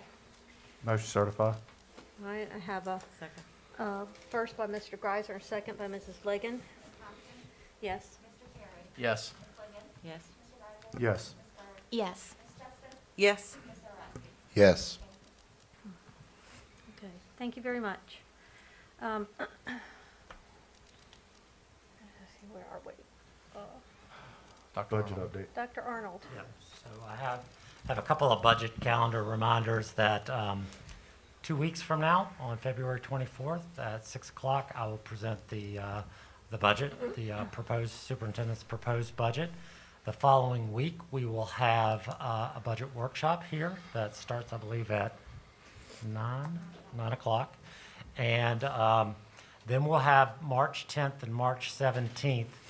March 10th is our regular meeting, and March 17th is on the calendar in case, because of course it's a long session, and if things change dramatically after I've presented my budget and we've discussed them, that if there are changes that need to happen, you guys can do that at that 17th meeting. And then, of course, I present the budget to the Board of Supervisors on the 22nd. I just wanted to get those dates out there.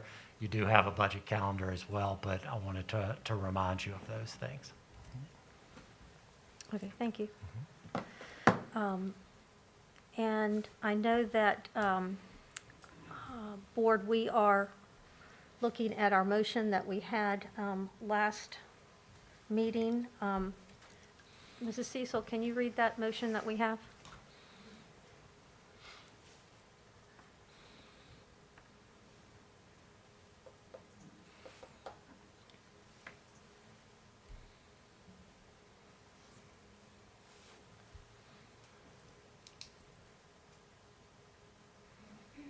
Mr. Greiser asked to amend the motion to reflect the optional use of maps with a predetermined metric that allows the administration to react quickly, and that it would not be implemented until February 22nd, 2022, to provide staff time to acquire equipment and any other mitigation strategies needed to be implemented. The motion was seconded by Mr. Terry. Okay, thank you. So that motion passed. So Board, what is your pleasure?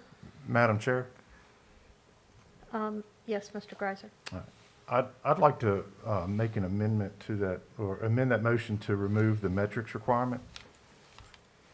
Okay, Mr. Greiser has made a motion to amend the motion that's on the floor. I need a second. Second. A second by Mr. Greiser. No. No, It's okay. Mr. Terry. So we have a motion on the floor to make an amendment. Can you just speak to that, please? Just that we would remove the metric requirement from the February 22nd start date for the mass optional policy. Okay. Is there anyone that wants to speak against that? Madam Chair, I would like to make a substitute motion that we revert back and just follow Executive Order Number 2 by Governor Youngkin. Okay, Mrs. Berg has made well, I'm going to ask this of the parliamentarian. Is that an amendment to the motion by Mr. Greiser? The Substitute. So is Gotta that vote on handled the substitute. same We as truly with an discuss. amendment? Okay. So Mrs. Berg has made a motion for a substitute. I need a second. Second. Okay. Now I need to know if we want discussion. Ms. Berg, would you like to speak to that? I just believe it's time that we give Governor Youngkin the same due respect that we gave Governor Northam, and we give parents back their parental rights. Okay, thank you. Is there anyone who wants to speak against that? Is there a board member that would like to speak against that motion? Madam Chair, we set the February 22nd date. I mean, I think it's a target that staff is shooting for whatever mitigation strategies gives us time to get that information out to parents about that. I think that's already been set instead of just keep flip-flopping dates. It'll be here before you know it. We've gotten out of the surge, and that's a good day to come back from winter break, so. Okay, thank you. Excuse me, you need to remain quiet, please. Okay, Mr. Greiser, thank you. Anyone like to speak for Mrs. Justice? Madam Chair, I'd like to speak for that as we have safety measures in place and as we have made allowances and are prepared to make allowances for those needing accommodations due to health reasons, that we enact it immediately as we did Governor Northam's. Okay, thank you, Ms. Justice. Is there anyone wants to speak against? Mr. Terry? You Yeah, have the so floor. I'm not really for or against. I just need to know, can we make it happen, or what do we have to have in place, Dr. Arnold? Well, if masks become optional, that's just what's going to happen. And, I think there would be questions about, do we have to ask to have the parents that want their kids to remain in mask? What's the procedure with that? I mean, I think we can get that done in the next couple of days for sure. But I think what we were looking at was the test to stay option. And we're waiting for the materials to arrive, which we know will come next week. We would have them next week? Yeah. Okay. Or at least, Marie, the end of next week. Okay, so when do we discuss that? Well, I think you just- still have to, We are. just decide whether you want to, look, whatever you decide, we're going to do. Gotcha, Right? And if you tell us immediately, we will make it happen. gotcha. Okay. Any more, Mr. Rossi? Madam Chair, the mask mandate, to lift that today, and part of the mitigation would be to contact trace still. Is that something that we would continue to do? To amend that contact trace, what if we just used it as a notification? As a courtesy to the parents, if their child may have been exposed, that they be notified, and that's it? Is that something that? Contact tracing's different than quarantine. Right, exactly, that's what I'm talking about. If we use the contact tracing just to notify, and we don't take any metrics or anything involved in that, just to notify the parents that their child may have possibly been exposed, as a courtesy. Hey, look, Jenny was in class with Well, we Susie. think we have the moral responsibility to do that. Right, to let exactly, people exactly. know I just- What their, Right, what just- their children are coming home. Exactly, so that the parents that are a little uneasy about coming out of mass would know that they would be notified. I don't think that's the question would be more about quarantining. Right, quarantine only if they have symptoms. No That's quarantine. that's going to have to be decided once y'all decide about the mask, then we got to decide about something else, okay? Yeah. Do yeah, it one at a time. I agree with Dr. Arnold. We need to talk about the motion that's on the floor, and I know there's a lot of other decisions and conversations that we need to have, but let's just continue to talk about the motion that Mrs. Berg has put forth. Ms. Legan, do you have any? No comment. Okay, I'm everybody's, just trying to adjust to the motions right now. Yeah. okay. I mean, first there was something and then Mr. Greiser, then I'm just listening. Do you want us to clarify what the motion? No, I know what it is. We're working I'm on a just listening. substitute motion. Was what? Ms. Berg, would you like to repeat that, please? No, I heard hers. What was Oh, your job? well, Ms. Berg's was the substitute that we're Yes. discussing at the moment. Okay. That's what's on the floor. Yes. That's what's on the That's- floor? I'm good. Yes. Okay. All right, everyone's had a chance to speak. Mrs. Justice, do you want to speak again? Yes, ma'am. Madam Chairman? So, couldn't we treat the note, as far as parents that are wanting their kids to wear a mask, can't we treat it the same way we treat my kid can't have nuts or my kid can't participate in this class event? If they send a note, then the teachers do what they usually do, which is, Johnny, your mom wants you to have the mask on. Let's try and do that. She loves you. It would seem to me that that is a standard So procedure. you're going to ask our staff to police that? No. No, but if, no. Mrs. Justice, can you direct your comments to the board, to the Yeah, chair, 'cause please? My question not is, to- no, my okay, question so- is, Yeah. Ms. Justice, that if you ask if you say, we need a parent to say, you, and you should be wearing masks, are you saying that our staff need to make sure that they're wearing their mask at all times? No, I'm not. Madam Chairwoman, it would appear that the same consistency that we've applied in the past to unique situations with our students could be applied in this situation. Okay, thank you. Anyone else have any comments? Yeah, we can't have the teachers Um, keeping track. You need to direct your attention, your Sorry. comments to me, please. Excuse me.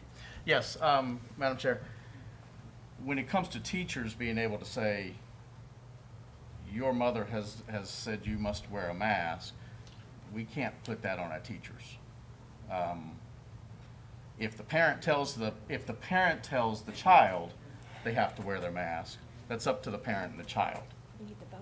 Now, if it's still a mandate, then the teacher has the right to say, you still have the mask on. Okay, thank you. Excuse me, please be quiet. We've had public comment, and now we're trying to discuss. Thank you. I move to close the question? Okay. If we move to close the question, That means vote, doesn't it? it It does. needs a second, and then And we it can move needs it. a Okay. second, Second. and I think we've pretty much ended the discussion anyway, so we've got a second. So all in favor of closing discussion, say aye. Aye. Any opposed? Okay, then we need to call for the vote for Mrs. Berg. Mrs. Cecil, can you repeat what hers? Ms. Berg asked to make a substitute motion to revert back to follow Governor Youngkin's executive order. Okay, thank you. So all in favor, say aye. Aye. Any opposed? Nay. Nay. Okay. The board votes no.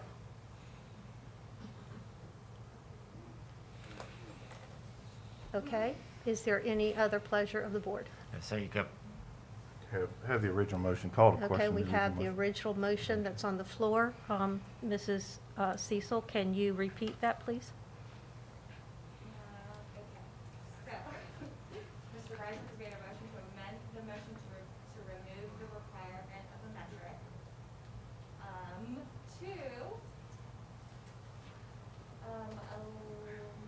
Reflect the optional use of a mask without a predetermined metric that allows, to be implemented on February 22nd, 2022. Madam Chair, we can't hear her. Okay. I'm okay. sorry. The motion is to reflect the use of an optional mask without a predetermined metric to be implemented, that would not be implemented until February 22nd, 2022, to allow to provide the staff time to acquire equipment and any other mitigation strategies needed to be implemented. Okay, that's the motion on the floor. So, did we get a second on that? The original, yes. By Mr. Terry, Okay. yes. Thank you, thank you. Okay, so now we have it open for discussion. Mr. Greiser, you can start us off, please. No, I think it's the spirit of compromise. We're getting rid of the metric. I think that was some of the concern of the parents that want to get their kids out of mask. So once we hit that February 22nd crossing start line, that's what's going to happen. So I think it's in the spirit of compromise, so. Okay. Mr. Greiser, thank you. Is there anyone that would like to speak against? Madam Chair, Mrs. Berg. I say we get back into the spirit of giving our parents back their rights. Yes. Thank you, Mrs. Berg.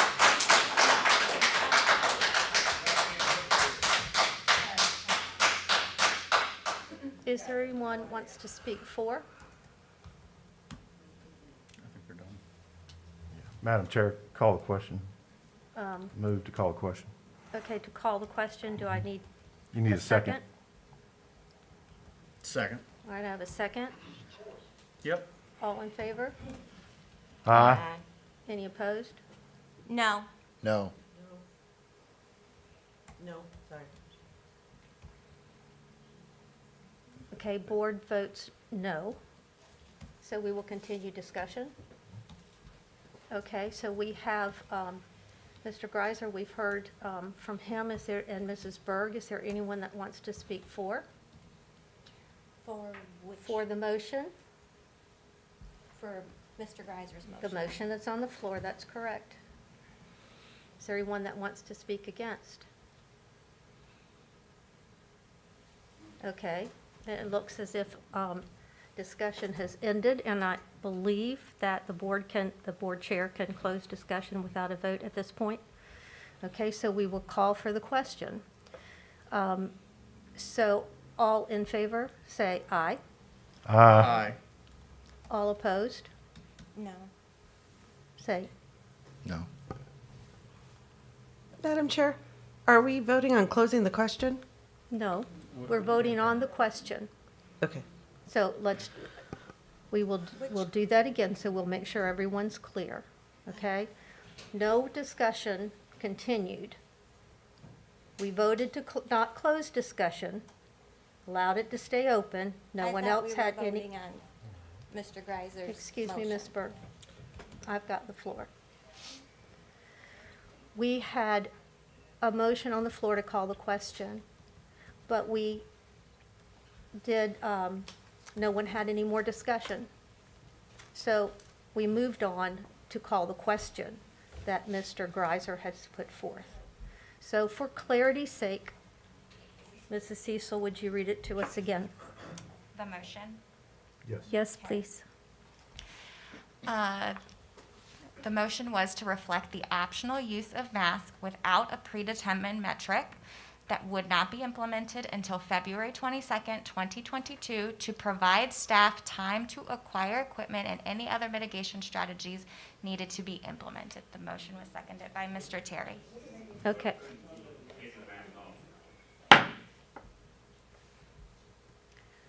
Okay, so we have the motion on the floor, and we will vote. All in favor, say aye. Aye. All opposed? No. No. Okay, chair votes aye. Motion carries. So I know that there is some other conversation that the board wants to have with Dr. Arnold. Can you please share with us what you need us to help you with in order to implement this, and within a week? Right, We are because where we need to be. Yeah, so if masks come off, like Mr. Rossi said, there are going to be a lot of difficulties in things like determining, quarantining, those kinds of things, because all of those things are still in our plan, which we're required to have a plan, a health plan. And so, you know, if we have lots of students now not wearing masks, one of the things that we use to determine close contact and quarantining and those kinds of things were masks. And now, if those are gone, then that's going to just create more work trying to figure out who was considered.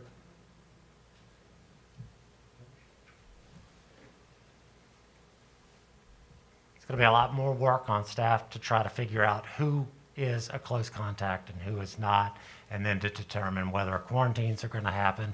And so we just need clarification as to what you would like for us to do moving forward. We feel like it's necessary, as you said, to make sure parents know when their child has been a close contact. So, Board, would it be your pleasure to maybe talk about contact tracing or quarantining? Do you have one order or the other, or do you just prefer to ask some questions or make some comments how you're feeling?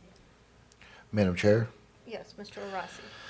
the current order, what decides, with masks, what decides what students are quarantined and tracing? How does that exactly work currently? It's a proximity.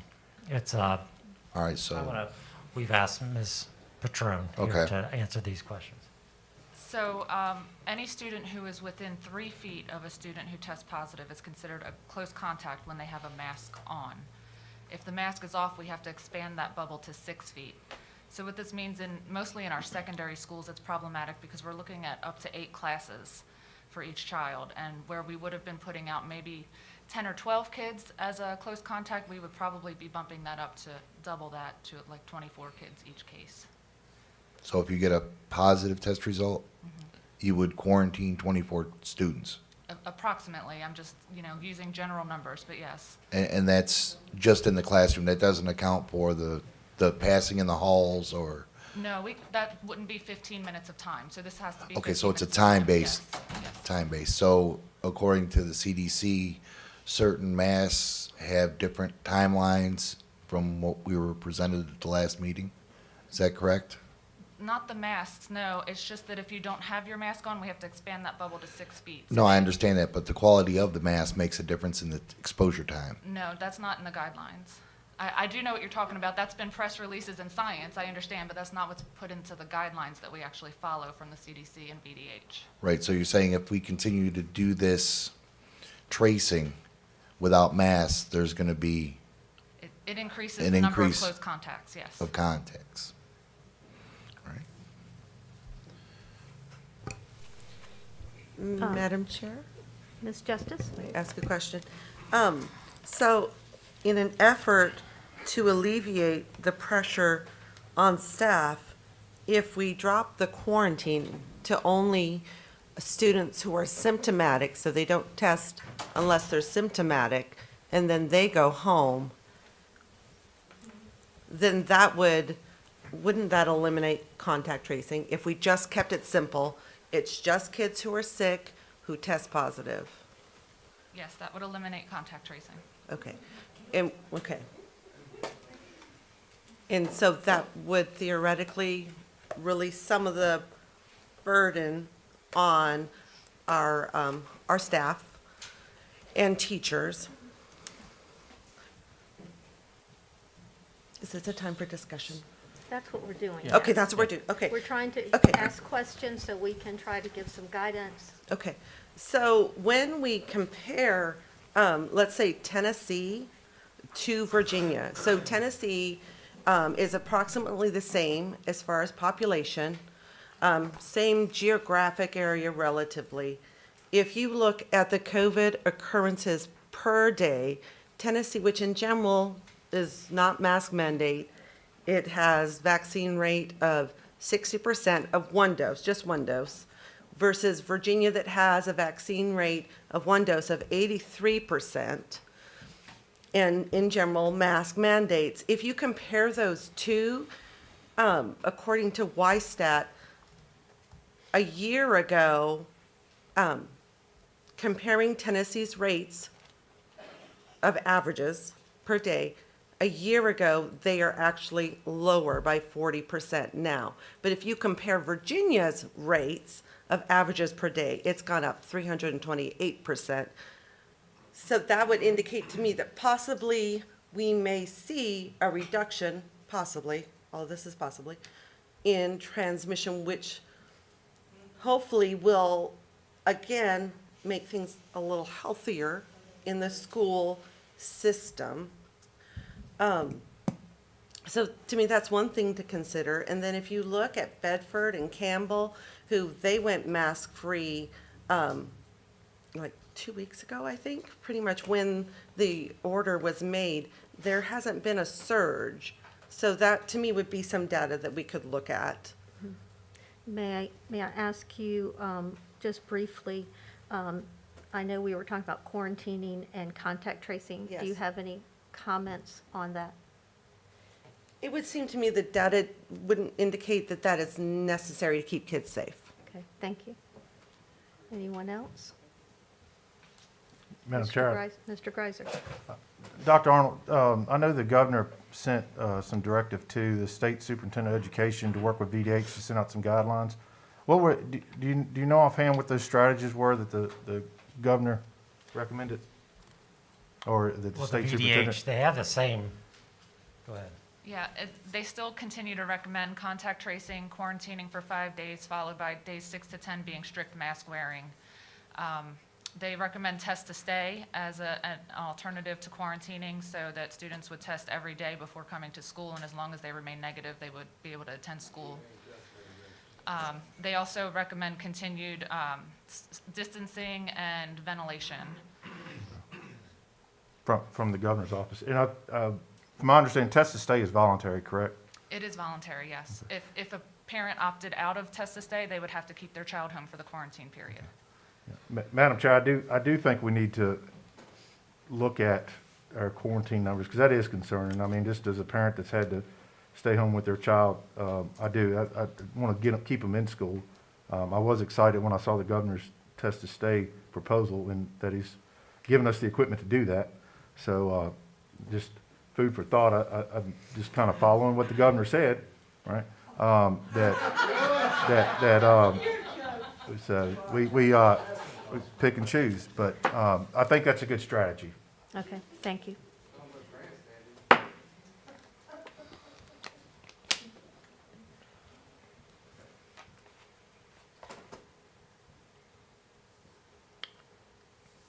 Ms. Ligon? No comment. No comment? Mr. Terry? I would also like to hear some more about the possibility of doing test to stay. The parents have the choice to opt in and opt out of that. That can keep 90% of our kids back in school. Keep the ones who have tested positive, and we've shown it's a 10% rate in the classes when they've been exposed to someone. Maybe we can isolate those 10% and get the rest of them back in. Would you like for Ms. Patrone to speak to the? Can we have that by the 22nd, in place by the 22nd? Yeah, we met with the Department of Education earlier this week, and they said that they could have it shipped to us by late next week, so we could have it in place.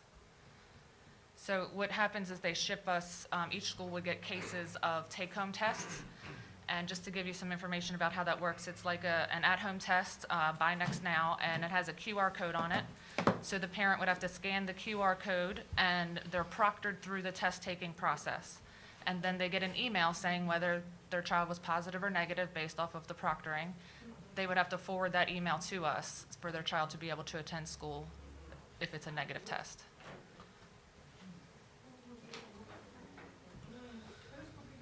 Human error.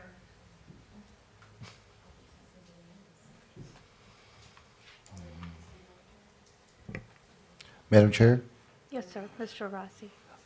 The test that we're going to be issued if we go this route, what type of test is it? It's a Buy Next Now is the brand. It's just like the test you can buy in CVS. So it's a China test? I'm not sure where it's manufactured, honestly.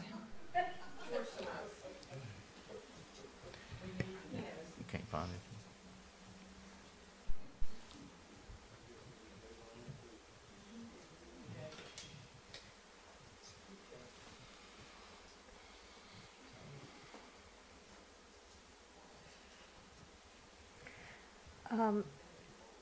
Excuse me, I'm hearing a lot of comments in the public, and we have had a public comment. and we've heard everything you've had to say. We are trying to work through the best we can. We are imperfect human beings trying to make a very difficult decision for all of our children.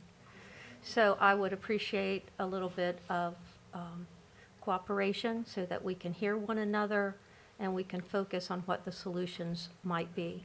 We have a school system to run. We also have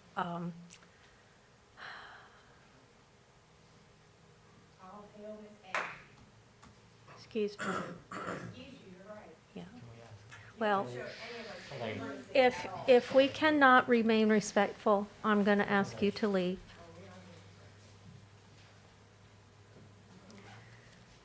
Okay, so I know some of us have talked about test to stay, and you were telling us about the kits that we would be getting. Can you walk us through one more time what that would look like for our parents and our students? Yes, ma'am. So we would have to continue to contact trace the close contacts. We would then notify those parents that their child was a close contact and provide them with the tests for the length of time that they would have been out of school. Which would have been 5 days? Up to 5 days. It depends on when in the process we're notified by the original positive. So sometimes it's only a day or two, but it could be up to 5 days. And then the parent would have to test their child each morning before sending them to school using the proctored test, and then forward the email that says that their child is negative to us. Okay, and then if it's negative, they can return? Right, yes, they can continue to attend as long as their test is negative. Okay, and I know currently, we have, if they stay home 5 days quarantine, they come back the second 5 with a mask. Yes. Okay, so under this, with the test to stay, if they come back the second week, then they're still under mask optional. Yes, ma'am, they continue to recommend that they wear a mask when they come back. Okay, not- so the mask is recommended Yes. because they've been exposed, but it's not something that would change what we've decided tonight. Yes. That's what I'm saying. Okay. thank you. Madam Chairwoman, I move to eliminate quarantine. Okay, I have a motion to eliminate quarantine. Do I have a Correct. second? Second. I have a second from Mr. Orasi. So we need to open up the floor for discussion on quarantine. Mrs. Justice, you brought that to the floor, so would you like to just repeat it and then state why? Or whatever you want to share with us. I move to eliminate quarantine Okay, unless someone is sick, symptomatic. well. No. the Okay, I motion- move the to motion eliminate on the quarantine. floor is to eliminate quarantine. So do you Okay, have so anything you want any to share discussion? with us about that? No, I think you've already Okay. heard it, but I just think. So, Mhm. Ms. Justice has made the motion. She doesn't have any additional comments. Do I have anybody that wants to speak against removing quarantine? You know, Ms. I don't Leggett? know how we got to that question yet. I mean, I don't know how we got to, we're trying to talk about contact tracing. So you want to remove quarantine on the basis of what? It's a motion. No, I mean, Yeah, so so what are we talking about then? Miss, We need a second. You want a second? no, it's No, they already already been seconded. seconded. I thought you said discussion. It's been seconded. We're in Okay. discussion. Okay, that's what I thought. So I asked if anyone wanted to speak against removing quarantine. Well, I need an understanding of it. Okay. You're saying, who do you not want quarantined? Well, I think at this point, there's no clarification. It's just remove Well, then I quarantine. can't. Madam Chair, Mrs. Berg? on Ms. Justice's motion, I would just like to state that the quarantine has been so detrimental to our children and their education, and their learning standards keep dropping and dropping. These kids are struggling. We need to keep them in school. We can't keep quarantining these kids and sending them home every other day. Thank you. Anyone else? Now, I agree with that, Mrs. Ligon? just so everybody won't throw darts. I was not disagreeing with it, but I'm trying to get, don't quarantine anyone, or you're saying what we have been doing? Ms. Justice?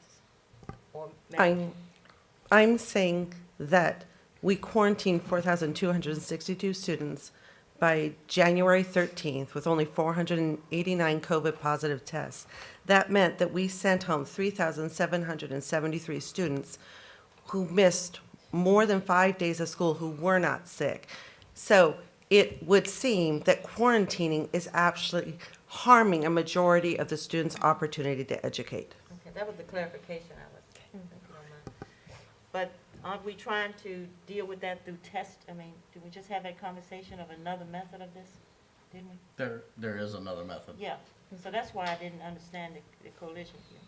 Okay. But, So thank do you you for your have clarification. any more questions? Okay. Anyone else?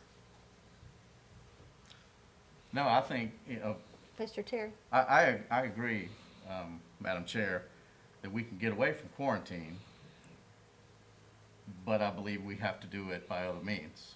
And test to stay is how I would get there. Okay. Anyone else? Madam Chair, Mr. Arasi?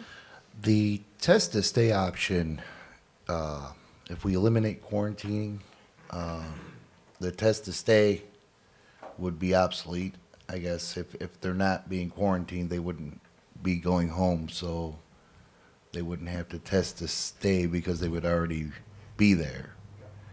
However, if a child has symptoms and not forcing a quarantine might be the wrong answer, but that child should have an opportunity to test to stay if they have symptoms. I'm not for testing children that have no symptoms. I'm saying if it's in the school, they've been exposed, they're not feeling well, they go to the nurse gives the test. If they show positive, then they go home and quarantine. I don't want to say that eliminating quarantine is the right answer. I'm not saying that testing children that are not sick is the right answer. I'm trying to make common sense kind of rule here. If your child is sick, your child stays home. I know school history shows that if you're sick and you go to the nurse, you have a fever, the parents get called, you come pick up your child. That's usually how it works. And if a child is sick before he goes to school, responsible parents usually leave them home. They don't go to school. So the 5-day quarantine option, where if they opt out of being tested, if they show symptoms, is up to the parent. The parent can decide whether or not to test to stay or not test to stay based on the symptoms. If they're sick, they go to the nurse's office, they can get tested. If they test positive, they have to quarantine. We can't take that ability away from the school to quarantine a sick child. We can protect the others with the test if they're sick. We can't just throw everything out and let parents continue to make their decisions without protecting other students. And I think that's the compromise that this board needs to come to, an understanding that sometimes parents miss. You know, I get up very early in the morning. I'm not there when my daughter goes to school. So I might miss it. She's not feeling well that morning. She gets to school, she doesn't feel well. She goes to the nurse's office. She gets a test. She tests positive. I leave work. I pick her up, bring her home. But I don't want to have to stay home for 5 days and miss work or be late for work, pay child care when my child is not sick, and force her to take a test when she's not sick to go to school. It doesn't make any sense. That's it. Thank you.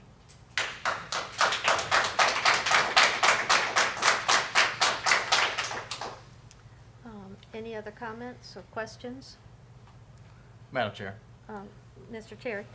So, in my reasoning for test to stay is I have had a child who was asymptomatic, tested positive, would not have known he was sick unless he was tested.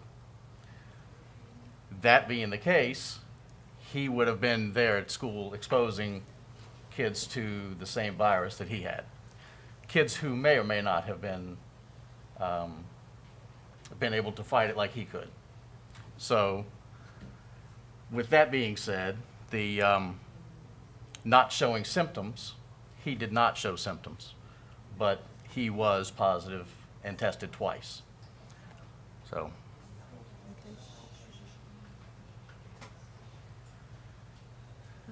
Thank you, Mr. Terry. Is there anyone else? Okay, then we will call for the question if there's no other, all in favor? Oh, let's repeat the motion. Mrs. Cecil? Justice made a motion to eliminate quarantine. It was seconded by Mr. Arasi. Okay, to just eliminate quarantine, okay? All in favor, say aye. Aye. All opposed? Nay. I'm going to ask for a show of hands. All in favor? All opposed? Okay. Board votes no.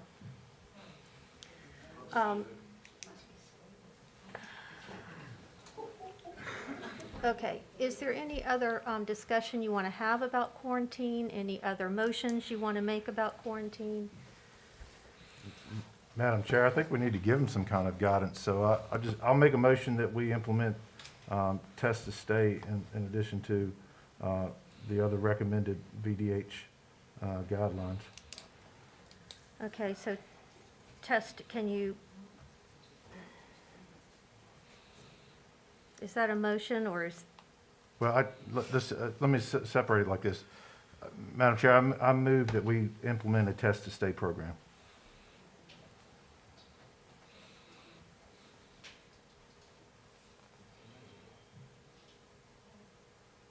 Okay, I have a motion on the floor to implement a test to stay program. Is that right, Ms. Cecil? Okay, thank you. Do I have a second? second. I have a second from Mr. Terry. We'll open the floor for discussion. Mr. Greiser? Well, I think this is a step towards getting rid of some of those kids that are sitting at home when we have already talked about. We want to get them back in the classroom, so. Okay, thank you. Anybody want to speak against? Mrs. Justice? I guess the big question I have is, when do we stop? Because COVID is going to be here. That's what they've said. It's going to be here. So if we're doing test to stay and quarantining, they go together, then when does that stop? Do we set a date? Do we say, okay, effective April 30th, we sunset this provision? You know, if we're going to do something like that, I think we need to have an end date that we stand by. All right, thank you. Is there anybody that wants to speak for test to stay? I've spoken. Okay. Any other discussion?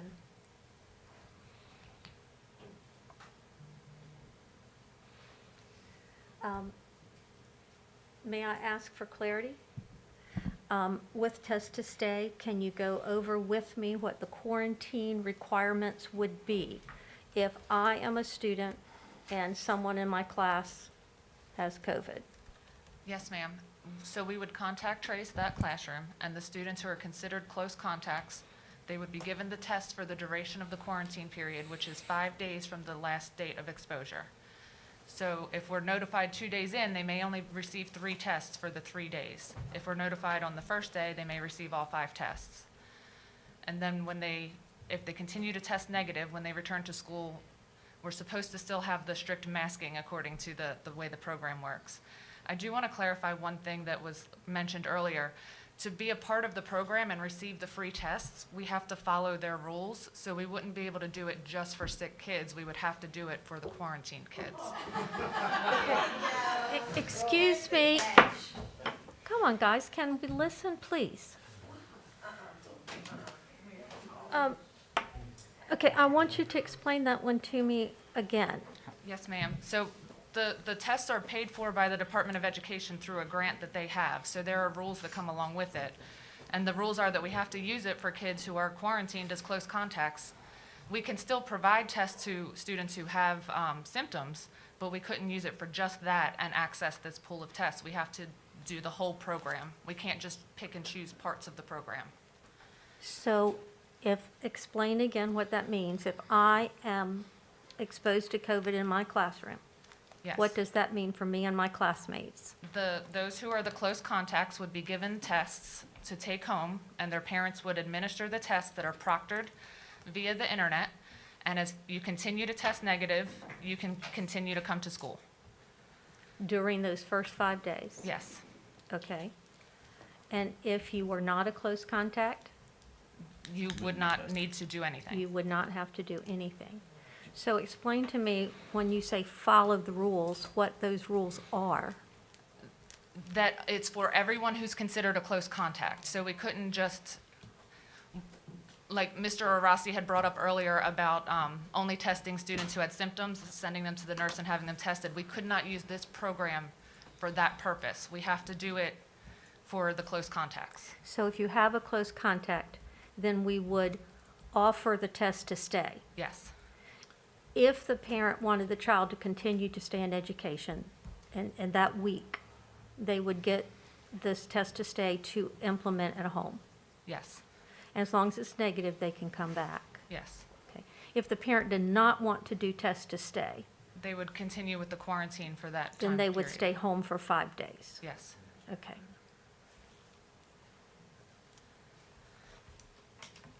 Okay. Board, I will try to remember where we were, because I was engaging here. Mrs. Cecil? But we have, Mr. Greiser made a motion to implement a test to stay program. It was seconded by Mr. Terry. You've had discussion, you asked for clarification. Okay. Mrs. Justice? I believe we're still in discussion, Madam Chairman. Correct, right? we Okay. are. So, with an unmasked population, close contact is considered 6 feet, I believe, for more than 15 minutes, or at Yes. least 15. For 15 minutes or more, yes. For 15 minutes or more. And Ms. Patron, I believe earlier said that with an unmasked population, we're going to have, it sounded like twice as many In our quarantined? secondary schools, it will likely Be twice about as many. double, yeah. So we're looking at about double the number of, quote, exposed students. And in order for them to come to school, they have to participate in a medical procedure, which would be the testing. And if they're not comfortable with that, then they would have to stay out. I believe that's what test to stay would look like in these circumstances. Is that correct? Okay, thank you. Madam Thank Chair, you. I had a Mrs. Burke? question. Didn't even the department, or the Virginia Department of Health end contact tracing and everything? Why are we continuing to do all this?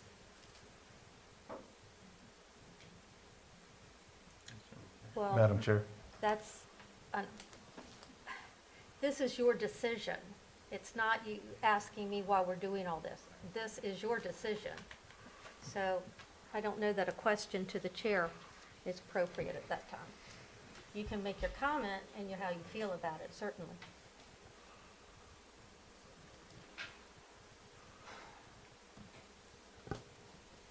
We're All right, not even anyone following else? anybody's guidelines. This is ridiculous. I move to amend the motion Mrs. Justice? to set a time limit of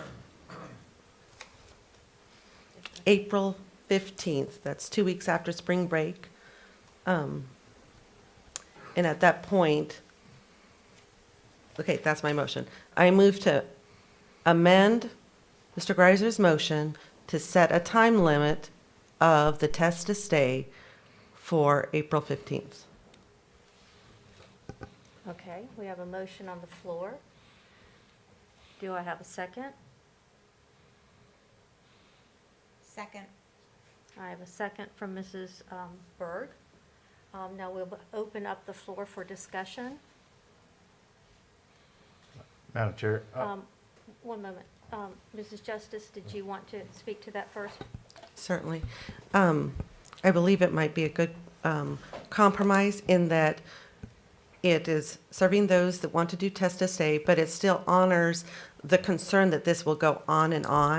And it also allows for some time after spring break if people are concerned about a spike. Okay, thank you. Mr. Excuse me, Mr. Gallagher? Is it okay if I clarify that that's actually the last day of spring break? I don't know that it matters to the proposal, but it's not after spring break. asking her to pull up Yeah, the that's actually the calendar. final day. It's Friday of spring break is the 15th. I mean, I don't know if that's relevant to your proposal. I just want to make sure you understood. All right, thank you. Mr. Greiser? I have no problems with some kind of end date. I think, I don't want it to seem like this is gonna be a perpetual thing. I think that if you're kind of following like that 1303 piece, that maybe through the end of the school year to carry us through. Excuse me a moment. Board, we have someone that has the floor. I'm sorry, I was just asking calendar questions. Okay. Mr. Greiser, could you please repeat that again? So I definitely think it's reasonable to put a date out there. I would recommend carrying us through the end of the school year, but I don't want to make it seem like perpetual, this is going to roll into next year either, without some further discussion on that. Okay, thank you. Anyone else that wants to speak or ask questions? Madam Chair. Mr. Terry? So setting an April 15th date on it gives us time to see what it's going to do. Gives us time it can be reevaluated at that time, and if can be removed, it can be removed. That's. Okay, I believe the motion on the floor is to end it on the 15th, so if I guess I would have to, if we end it on the 15th, it would have to be another motion to revisit it or consider that down the road, or an amendment at this time. So just to consider those things. So at the moment, we have the motion on the floor to just end it on the 15th. And do you want to have any other comments before we move on? I moved a question. I think I could move to question. Move to question? All right, Mrs. Justice has called for the question. I need a second for that. Second.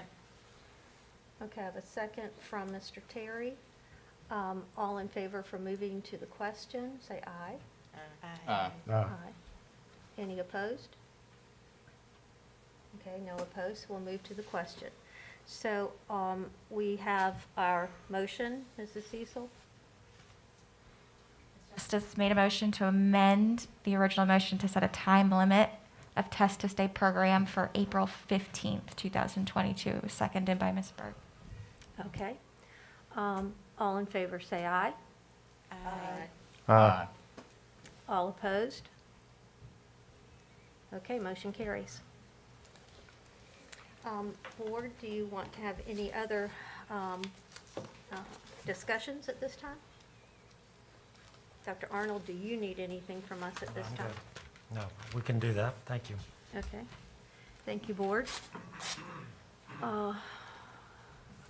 Dr. Arnold, I know that there was one more thing on your agenda Yeah. about our board norms and where we need to go with So, Madam Chair, moving forward. in March of 2020, the board developed norms and protocols for how board members were to conduct their responsibilities in communication with each other, with myself. We tried last year to have that meeting again and develop those, and we were unable to schedule that due to conflicts from the board. We have set March 3rd, which is also our budget retreat, to bring them back to do the governance and norms training. What I would like to offer, as I am not going to be here at the end of this upcoming year, is that these norms should really, with the new board, be developed with the new person in mind. And so what I would like to suggest to you guys is that we, as a group, because there are a couple new members that haven't committed to these norms, to do so tonight, then we can forego the March 3rd development of new norms, and then you wait until July, August to develop them with a new superintendent, if y'all would be amenable to that. And they are attached to your board docs. I know Board, Dr. Arnold had asked me about the norms because we had planned to come together with him and to work on these so that we would all be on the same page on how we operate. And I think that's extremely important. And if we go and work on these norms and we come up with new ones, then in the fall we'll have a new superintendent and we may want to develop new ones. So the recommendation, I believe, is that we stick with our current ones so that we don't have to meet twice and do all of that work 2 times. But I wanted it to be the board's pleasure because if we don't meet now and develop new norms, I want a unanimous decision that we as board members will follow our current norms. Does that make sense? So if we all are in agreement that these norms we can abide by until we have a new superintendent and we develop new ones, then we can skip that meeting. If not, we need to do it twice. Are there any questions that you have for Dr. Arnold or for myself?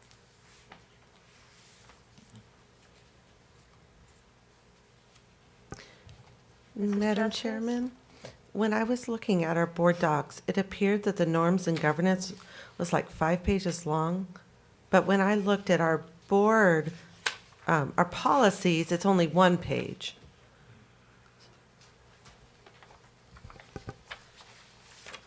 So I'm confused. Which is it?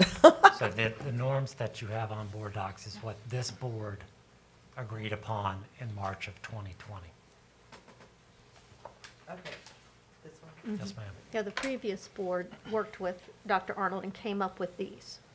And if you're not good with that, we can come up with new ones. And when did you say we were scheduled to meet? It's March the 3rd, March the 3rd, which is also the same day that y'all will be here for the budget. budget retreat. So it'll just make it a longer day.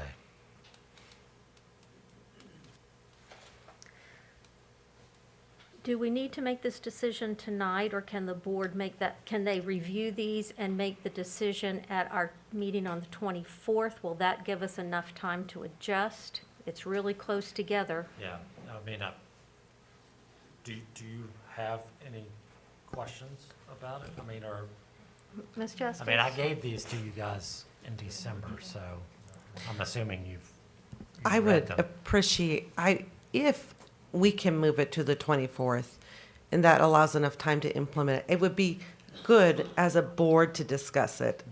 That way, at least have a better understanding of what we're voting on. Does that make sense for us newbies? Mhm. So you would rather go ahead and just meet and develop new norms? I think what I'm saying is I would rather vote on it not tonight, but on the 24th. Can we do that? Well, we Okay. can. It's very, very tight as far as our commitment to meeting. It's fine. So we can do that. Okay. Is the board okay with us postponing this until the 24th? Yes, ma'am. Mr. Russell? Are you okay? Well, we're going to be writing a new one with the new administration, right? Yes, sir. And this is what we've been working with since we started back in December. Nothing has really changed the order of things, right? Correct. So this is how it's been since Dr. Arnold started? Is that No, my it's only understanding? been, I mean, we had, Since last year? yeah, 2020, It gets reviewed every 2 years, every year? as boards turn over. Okay, all right. So I guess I see no reason why we can't go with what we have now until we get our new administration in. Okay. Well, I believe the consensus that most of the board was fine with waiting till the 24th. Yeah, it's fine. Dr. Arnold, you said that that would be doable for us, so I will encourage you to make sure you look over those, because if you agree to those on the 24th, we need to stick to them. And if you're not agreeable to them, we just need to work on some new ones. Okay? Thank you. Thank you. Anything else, Dr. Arnold? No, ma'am. Okay. We are at committee reports from school board members. Ms. Ligon. Only thing I have is I did have a Laurel board meeting a couple of weeks ago. We did it virtually, and we're holding off on some things because we're waiting on a report of the condition of what's going to be for the future of the regional program. But other than that, things are well in Laurel. That's only reporting. Okay, good. Thank you. Mr. Greiser, Governor School? Yeah, we weren't able to meet in February. We were scheduled to meet in March. Okay, thank you. And Mr. Terry, STEM? We have not met this month. Okay, thank you. Items from individual board members. Mr. Arasi? Thank you, Madam Chair. I'd like to first thank all the parents for coming out tonight and staying these long hours. Your voices are heard. We are listening, and we're going to get through it. Looks like we got about 2 weeks. I mean, that's just facts.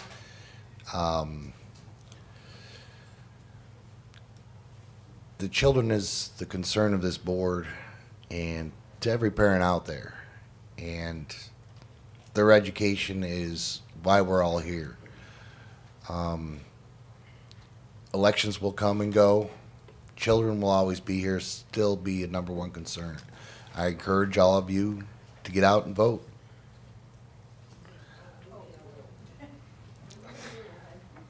The board has come to some really tough decisions these days. I'm new to it, so I'm trying to understand how everything works. It's not easy up here, believe me. A lot of emails, and it's good to see the parents participate. Because if it wasn't for the parents, we wouldn't have a school, we wouldn't have the kids. None of this would happen. But remember, we're all in it together. We're not going to move forward if we're going to constantly go back and forth on a topic it's going to fade away. It's going to be over soon. You know, we've made the right choices in the elections. Things are going to turn around. So please, stay engaged, ask questions. Please. Thank you. Okay, Mrs. Justice. Thank you, Madam Chair.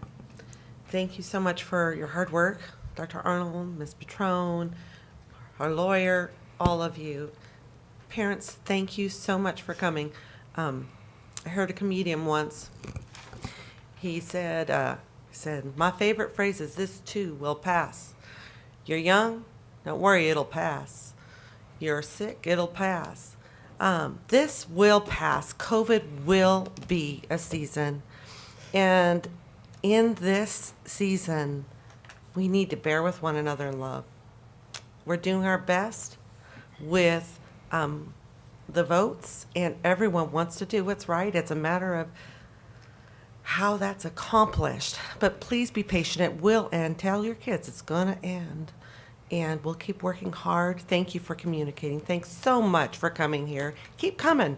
Not just when you're upset. Keep coming, because this is interesting stuff. Not always, maybe, but it's important, and you got to be engaged to know what's going on. Mrs. Berg. Yes, I just want to thank everybody for coming out tonight. Some of us heard what you had to say. I wish all of us would have listened and implemented it, but hopefully next time we'll get some changes. Thank you. Mr. Greiser. I want to thank or congratulate again Ms. Mentor and Ms. Reichert. That was a astounding achievement. That's always good to see our teachers recognized like that. And Mr. Cargill, I've always championed. He does great stuff, not just filming this every week, but all his work with the games and things. The STEM, real world design, that's the kind of stuff that I got on the board. Unfortunately, we're navigating all this, but to see the STEM, the CTE programs and things excel, the opportunities provided.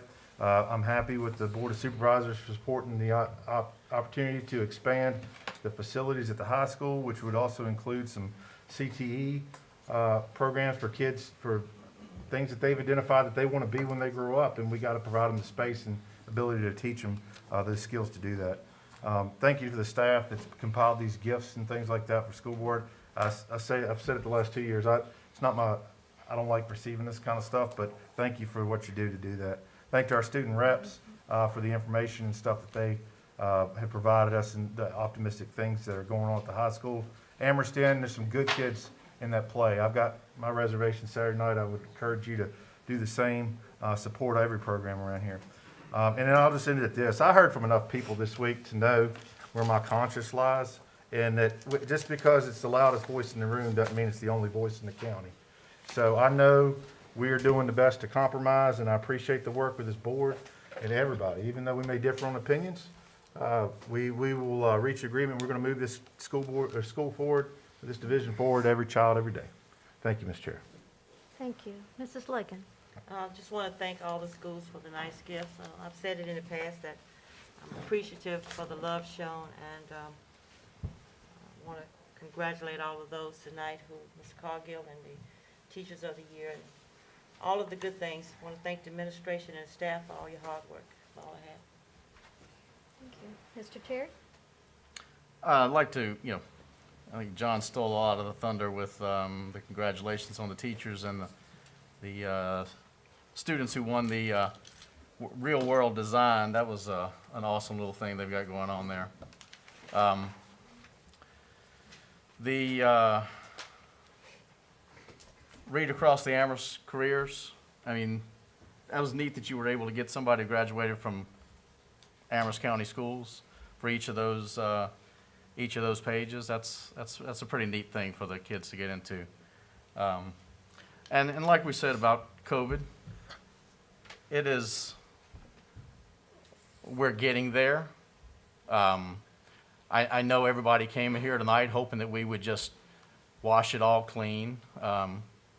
And you're right, we need to take masks off. So we're going to take masks off come the 22nd, which will allow us some time to get some things in place. So I know that all that did was make them mad on the other direction. So as soon as we take off masks, we'll hear from the other side of the county that wanted us to keep masks. So not only will we have made people mad because we're going to do test to stay, but we're going to have the people who wanted to have masks all the time mad at us. So I get used to it. I get the emails, same people, same time. That's it. Thank you. Thank you, Mr. Terry. I just want to say that tonight I have just been blown away by all of the wonderful things that we're doing in Amherst County. The Aaron Mentor and Mrs. Reichert and being recognized. And also, if it's counseling week, I just appreciate them. I appreciate you bringing that to our attention because they do a lot of work. In this time of where we've been the last 2 years, I know that their task of what they're dealing with has become very much challenging. So they are greatly, greatly appreciated. So for all the counselors out there, we say thank you very much. And then the Real World Challenge, Gracie and Jeremiah, just was amazing, totally amazing. It just gives me such hope to know that the students in our schools they're ready for tomorrow. And we just want to continue getting every student ready. And I know that with National CTE Month, and we're moving forward with our auditorium, that we will be able to expand some of those opportunities for CTE. So I'm very excited that we're able to provide some of these state-of-the-art things for our students. The Read Across America Read Across Amherst Cares, was a great presentation and a storybook, and I think very innovative. So we have a lot of good things going on. So I want to just say thank you, thank everyone from the schools that have given us these gifts. Doing what we do, sometimes it can be very difficult because you are always going to make someone unhappy. So you could say it's a thankless job, but when I have schools that are sitting here saying thank you, it does warm your heart. And I want to remind everyone that next week, I believe, is Virginia Kindness Week. So I look forward to all the ways that we can find to be kind to one another. Also want to thank all of the parents that have come, those that have expressed via email, given us lots of data to look at, things that research documents, those are very helpful, and we do appreciate those. We have difficult decisions to make. We have to navigate the waters for all of our students, and we're trying to do that the best we can. We are in agreement that the parents need to have those choices. We're just trying to make sure that we can get our school system where we need to be and we remain operational. So I just appreciate board for your work tonight. I know it was challenging, but I really do appreciate each and every one of you. So thank you, and thank you, Dr. Arnold. Frank Wright, I appreciate you being here. Ms. Cecil, thank you so much, and staff. Thank you very much. I know that we have another closed session that we need to go in. Dr. Arnold? Pursuant to Section 2.2-3711A of the Code of Virginia, it is recommended the board convene a closed meeting for the following: A1, personnel matter, and A2, student matter, religious exemption. Okay, board, I need a motion to go into closed session. So moved. I have a motion to go into closed session from Mr. Greiser. I need a second. Second. Second from Mrs. Legan. All in favor, say aye. Aye. Any opposed? Okay, we're now in closed session.